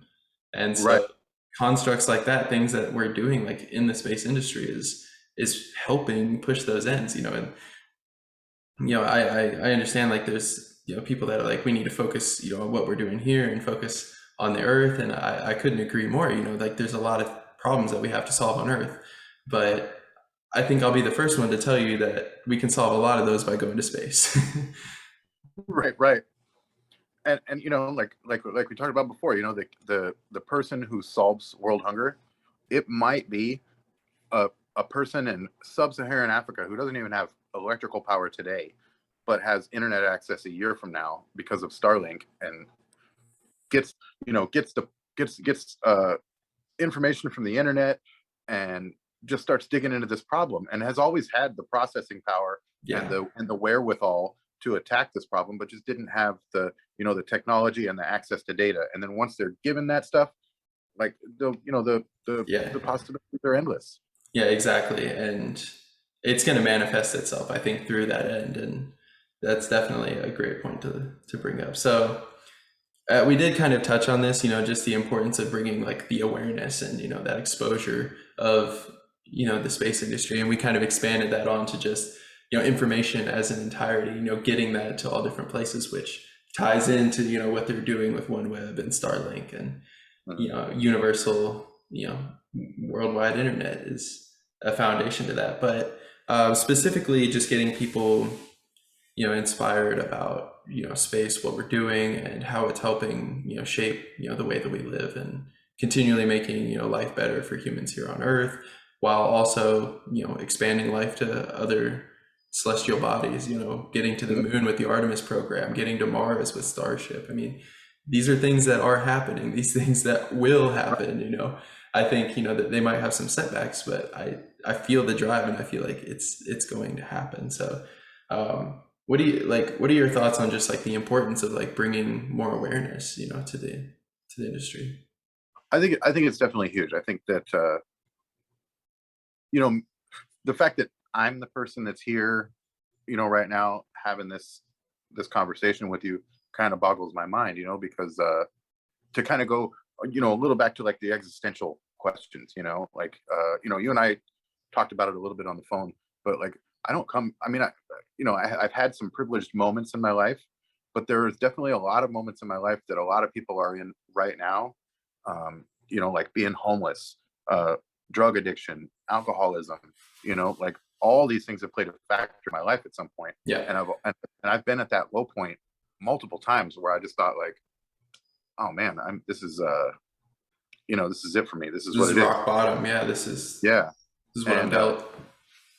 And so like it actually, like we've talked about, like it's so cool now to be able to talk to somebody who's feeling that way and in that position, and be like, dude, if I can do this, you know what I mean? Like I like that's I guess it's maybe not the most prestigious thing about my life, you know what I mean? Like as much as I would want to just be like, hey, I'm one of the original members of the Starship team, and I want to just go and fly that flag all around. I would much rather fly the flag of like, oh, I was a poor kid, like I was a poor adult, with no formal education or whatever, and like I'm influencing the way spaceships are built, So like, if that it doesn't even need to be me, I never need to involve my name in it. People just need to know that kid can go to that place, and I think that's I think that's what's the best thing about this emerging space industry, is that companies and hiring managers, and people like Elon are focusing more on ability than paper trail. Just that aptitude, and that the mindset, the mentality, and they're definitely focusing on that because it's straying away from that linear path of go to school, get a job, right, and then work till you die. It's kind of that, if you have a passion for this, you love this, and you want to dive more into it, and just you find it, like it finds you, and they giving people opportunities, to make that impact, make that contribution, who are not afraid to put in the work, put in the effort, and right. And that's Yeah, that's huge. I would love to, you know, if it could pay my bills, I would love to just go out and just convince people that, hey, you can be a rocket scientist. Like, it's not Yeah. going to happen tomorrow. You know, it's definitely not going to happen tomorrow. There's work you got to put in, but Yeah, you can, you know what I mean? exactly. And you can do huge things, you know, that matter Hmm. to the process. You know, Exactly. you don't have to just be, you know, a cog in the wheel. You know, like you can be a major player. Yeah, you can make an impact in your way, you know, in a way that works for you. And that's the phenomenal part because I think um, it's easier to get people like inspired about space and get, you know, get interested about it because it's so fascinating just, you know, by itself. But giving people that understanding that this is something you can contribute to, this is something you can make an impact in, you know, this Right. is a, you know, a career path. This isn't just something for like exclusive people or for people who go to MIT and get PhDs. Like you can go any route and make your impact, make your contribution, and you know there will be people, especially in the space community, that'll help you find your way, you know, to Mm-hmm. get there. Because that's one of the things that I'd really like to push even further is just the shared mentality of people within the space community. It's something that I've always loved about it. You Right. know, that natural curiosity, but then just that overwhelming desire to help, you know, people and just to live better, to be better. And, you know, they have such good like mentalities towards, you know, just providing support for people, you know, and Mm-hmm. extending their hand, you know, diving into new problems and making and finding solutions for those. It's really phenomenal. And I love the mindset of it. And um, so yeah, just yeah, beyond that, like you have a lot of expertise in so many different areas, you know, and then you coming from like the background that you did and finding, you know, your path like through your passions. And so just knowledge or advice you'd like to share, you know, to maybe somebody who is maybe stuck in that rut, but, you know, just has that passion or, you know, thinks deeply about, you know, wanting to be a part of space and the industry. Just what's your knowledge and advice for them that are out there thinking, you know, maybe this isn't something I can do. I would honestly, I would honestly just tell people to, you know, as much as cliche as it is, you know, you know, there's all those sayings about like, oh, find a job you love and you'll never work a day in your life, you know. Well, that's a lie. Because you find something you love doing, you're probably going to end up doing it 80 hours a week. Yeah. But you know, like to really actually pursue what you're passionate about, not because of some you know, fortune cookie message or Instagram inspirational quote, you know, but do what you're passionate about because you're just going to naturally be better at it, you know. If you buy a car that you really love, you're going to keep it cleaner and you're going to change the oil more often, you know. And if you pursue a career that you genuinely like, you know, while you may not be as successful, you know, in the short term, um, as if you chase something else where you have a, you know, like maybe you know a guy or whatever, you know, you may not be as immediately successful, but over the long term, you're going to be far more successful because you're going to be invested and you're going to be willing to make sacrifices, and put in, you know, long hours doing something that you're genuinely passionate about, you know. And so if space is really your passion, you know, I would say like do whatever you can do right now, no matter how small that feels. If all you can do to be involved in space right now is watch a YouTube video like this or read a book, then do that, you know, Yeah. do that and take notes on that book and write them down and then write your own book, you know, and don't worry about how big or small anything feels in the moment, you know, because that career at the end of the day, like, you know, like it's all about a body of work, not an individual accomplishment, you know what I mean? And Exactly. that's, you know, like chase your passions, chase your dreams, you know, as cliche as it is, you know, really throw yourself into what your, you know, your aptitude supports and you enjoy doing, you know, because you're just going to be better at it naturally, you know. It's going to happen with it without you. Yeah, and I will say that, you know, people recognize, you know, when you have a passion for it, you know, they can feel that. You know, when you go into a field and you're pursuing something, you know, like they can feel it. You know, I've worked with this company Revature for a couple couple months now, I think about 6 or 7, but we train people to, write software development and write code. And, I've experienced, people that come in and just like, they have a passion for it. They're inspired by it and they want to tackle everything, and they reach out to me and they're like, what more can I do? It's just because you can feel it's what they love to do. So, and, hearing different stories of, people that are chasing different things, everything from nursing, to like, especially working in healthcare. I mean, there's some passionate people driven towards that as well. And it's really phenomenal, like what you can do, when you dedicate yourself, to what you're good at and what you love to do. Yeah, yeah. And there's a lot of there's a lot to be said for having the courage or the wherewithal, to put yourself out there, and even if you don't believe, the idea of fake it till you make it, absolutely do that. You know what I mean? Like if there's an opportunity you see that you want, then go after it, whether you have the skills to make it happen or not, because it's in those failures, it's in the Mark 1 explosions and the SN4 explosions, that we've learned how to build SN20, Yeah.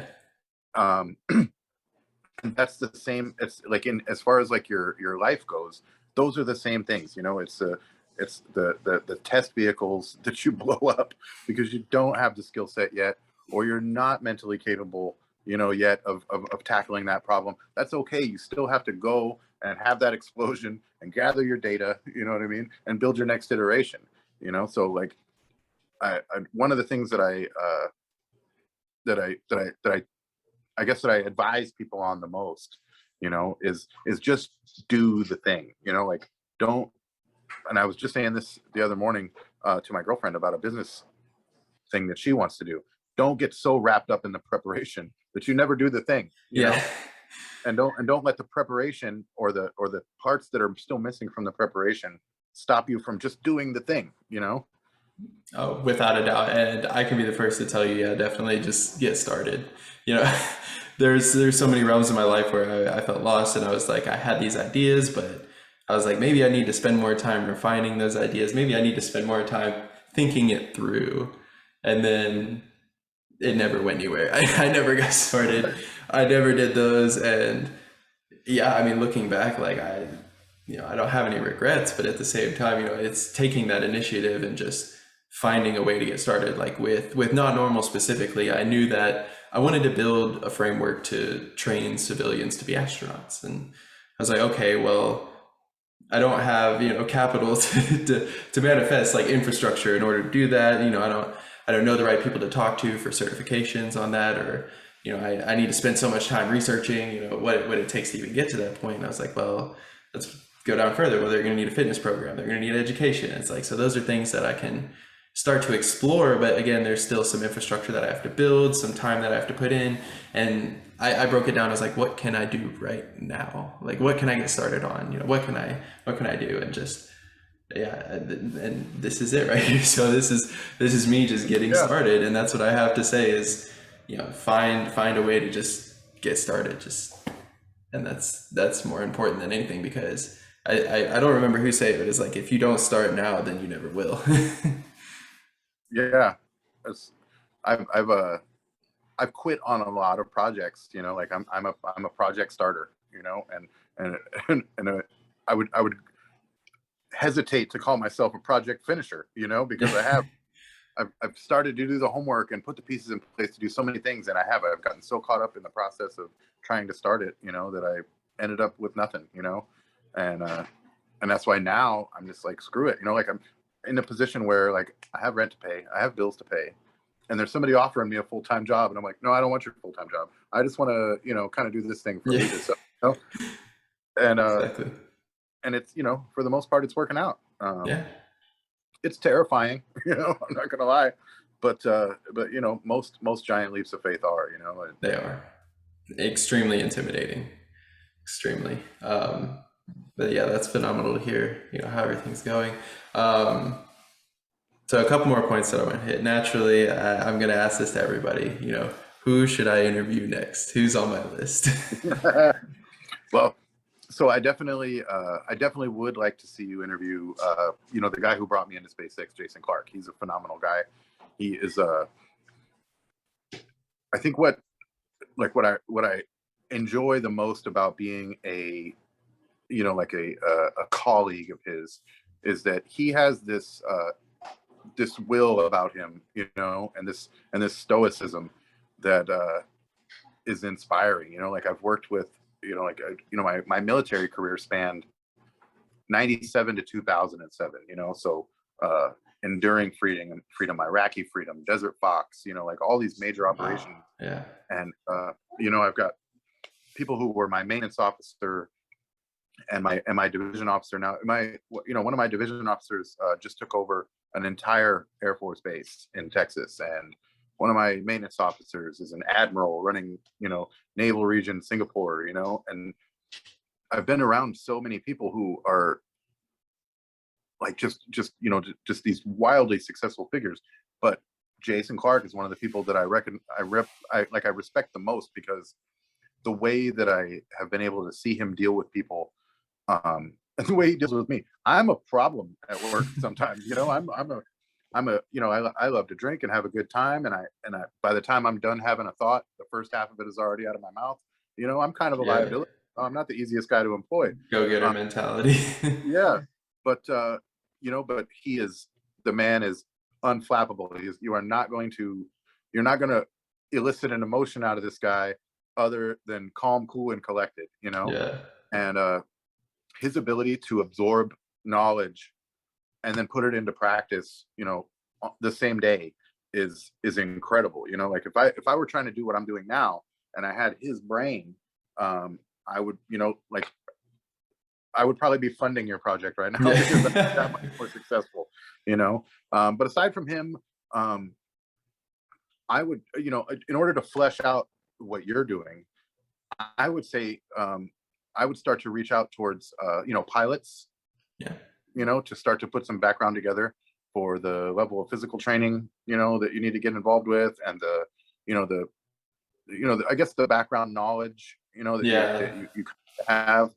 I feel like Inspiration 4 really kind of levels the playing field for you. You know what I mean? Because now we know, like, don't get me wrong, the people on that flight are, were they're not exactly bottom of the barrel. Exactly. They're medical industry and aerospace people, but they are still average Joes. They're still they're not all naval test pilots and whatnot. Straight from the civilian sector. Yeah. And so as much as I would say to kind of stay on theme with the pilots and whatnot, I think it might do you some good too, just to grab a person off the street, honestly, and ask this same barrage of questions, and get into the same topics, and then just like compare their answers to mine, and then compare our two answers to the next person, and because at the end of the day, like the whole thing is to bring, that the excitement and the knowledge level of an astronaut to everybody in the neighborhood, Exactly. And, so I would definitely say don't limit yourself on who you're going to interview. Oh, definitely not. Yeah, and I think diversity is definitely a core value of what I'm aiming for. Is getting those pilots in here and some astrophysicists, people who understand cosmology and physics and all these things, but then also getting store clerks and people just are all around the neighborhood, all around the community, and just people you wouldn't expect to have these really strong like envisionments for what our future looks like, and and how integrated space is to them, and how much they understand it, and what they'd like to know more about. I mean, all those things. Like, diversity is definitely a huge core value that I think that's a great point to bring up. Is no limitations, just bring in everybody. I want to hear what everyone has to say about it. So if you're watching this and you'd like to share your opinion on some of these questions and topics that we discovered, and share your story on what inspires you about space, or what scares you about it, all of those things, like, I want to hear them, I want to share them, and I want us all to be able to recognize that everybody like has a reason to enjoy space and what's going on. So the last question is very philosophical, and I don't know what you thought of when you read it, when I passed over the outline, but this is a question that I'm going to ask everybody, because I love conceptual philosophy of space and, all of those things and how it affects psychology and stuff like that. And so what do you think about when you look up at the sky, It's another one of those answers that has kind of like evolved over time. Like before, before you asked me that question, like I feel like I had a different answer. I feel like from when I saw that question in the email, and I thought about it to myself, like I used to look up and just think, man, I wish I had, I used to think about it from an I wish perspective. I wish I had gone and become a pilot, or I wish I were an astronaut or whatever, But now that I've been able to kind of reflect on it, like I still feel that kind of like that wonder, and that like I don't know, like a kind of a hope, like man, I hope this Mars thing happens within my life, and I hope that I hope that the very next generation, I don't want it to take 100 years. I want people from my children's generation to look at their TV and see a kid, see a rocket land on Mars, Yeah. and see people, on Mars. Like I want that to happen now. I want to see it, Mm-hmm. but now when I look up, like I'm genuinely just excited that I don't know that like those things that seemed so far away, and all the, like the childhood dream of being an astronaut, the childhood dream of wondering what's out there, and and like trying to understand how vast, the universe is. Like I like now when I look up, I'm happy and I'm excited that so much more of that knowledge is like available to kids as soon as they can read, as soon as they can, as soon as they hit that age of reasoning, they know so much, like in such an exponential amount more about what's going on up there than I do. Even like, like they'll know everything I know when they're able to speak and explain it. Yeah. If that makes sense. You know what I'm No, saying? it does. And Yeah. and on the egotistical side, like I'm thankful and I'm like proud, no lie, to be able to say that like I influenced that, Yeah. things that I built are up there right now. Things that I, like I determined as a person, that kid who was like I watched the I watched the space shuttle explode in a homeless shelter, as a kid, like that's a low moment, But now to think that like something in that same field, which was so unobtainable to me, and it was so much like watching a cartoon or a movie or something, like my stuff is up there now. I influenced how things were built that are up there operating right now, and it's mind-boggling. Yeah. That's really And phenomenal. yeah, Well, I definitely love hearing that, just that inspiration, and it's truly wonderful to hear, just how you came from like, yeah, watching that in a homeless shelter and to actually, yeah, influencing something that's going to end up taking people to Mars one day. And I couldn't agree more. Like, you know, I hope that it happens faster, is that exposure. But yeah, bringing it, to these young kids, I think is just so vital because they're like creative limitations, they don't have any. So it's, right. learning this stuff at such an early age. I mean, I've seen videos of kids watching rocket launches and stuff like that and getting excited, inspired, and I'd like to bring that to the rest of the world. And so, because I feel like, the more minds we have on it, the more people we have inspired, the faster it's going to go, and the better it's going to be for all of us. So, yeah, I definitely agree. I'm very optimistic that you'll get to see boots on the ground on Mars. So. Yeah. All right. Well, thank you so much. We've hit just over about 2 hours, so it sounds about our phone conversation as well. Yeah, I know. Glad it happened. Exactly. Such a fun conversation, and thank you so much for sharing your story and walking through some of those deeper philosophical questions with me. Yeah. Yeah. And so, yeah. Any final thoughts? I did want to, I didn't, I did definitely touch on the, the aspects of my childhood and whatnot, but one thing I wanted to do is I definitely wanted to shout out to somebody I wish you could interview, which is, my grandfather. He's the guy who, who really put the bug in me with his work. That B-2 bomber that you were so excited to see. He was one of the team of engineers that was like tucked away in Oh, a wow.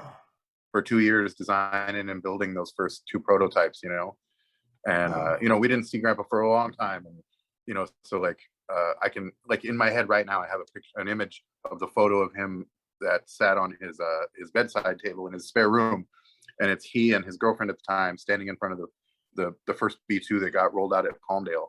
And Wow. the rest of his house is a shrine to the F-18 Hornet that he was one of the design engineers on that as well. He worked on the mechanism for how the landing gear opened up for the naval version. And before that, when it was the YF-17, when it was competing with the F-16 for acceptance into the military at all, he worked on the leading edge extension and the design of the vertical stabilizers. Wow. And when I was a little kid, and as much as I was interested in aerospace and airplanes, and it was just fighter jets at that point for me. Yeah.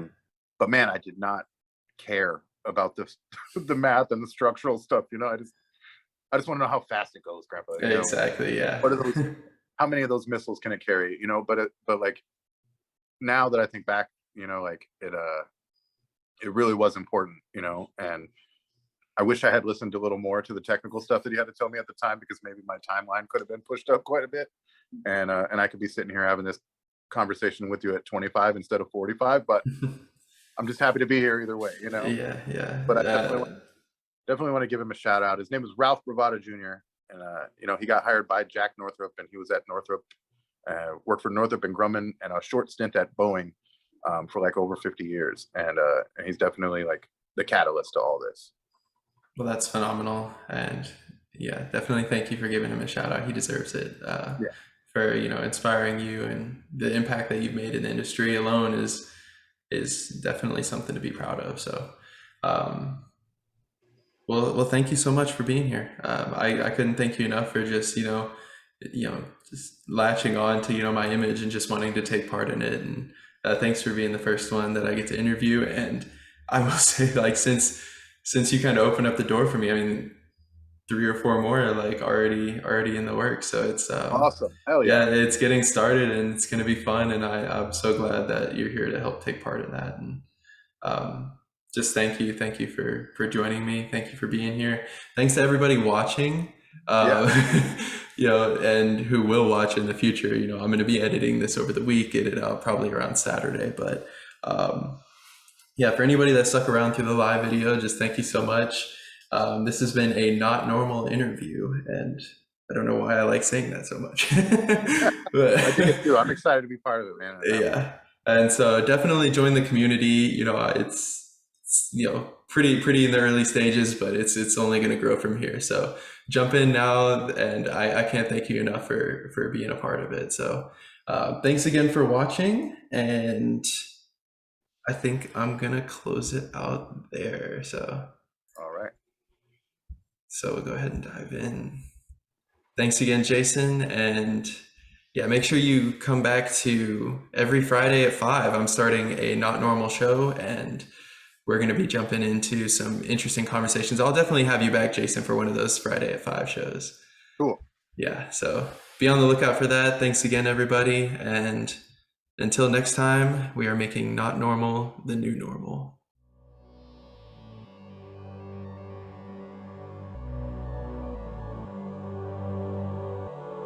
Existence already includes non-existence. You could say being and non-being constitute existence. Just as we know physically, sound is constituted by sound silence in very rapid alternation. So being, non-being constitute existence. And existence is something of which you may say the game is worth the candle. If it weren't, it wouldn't be. It's like that.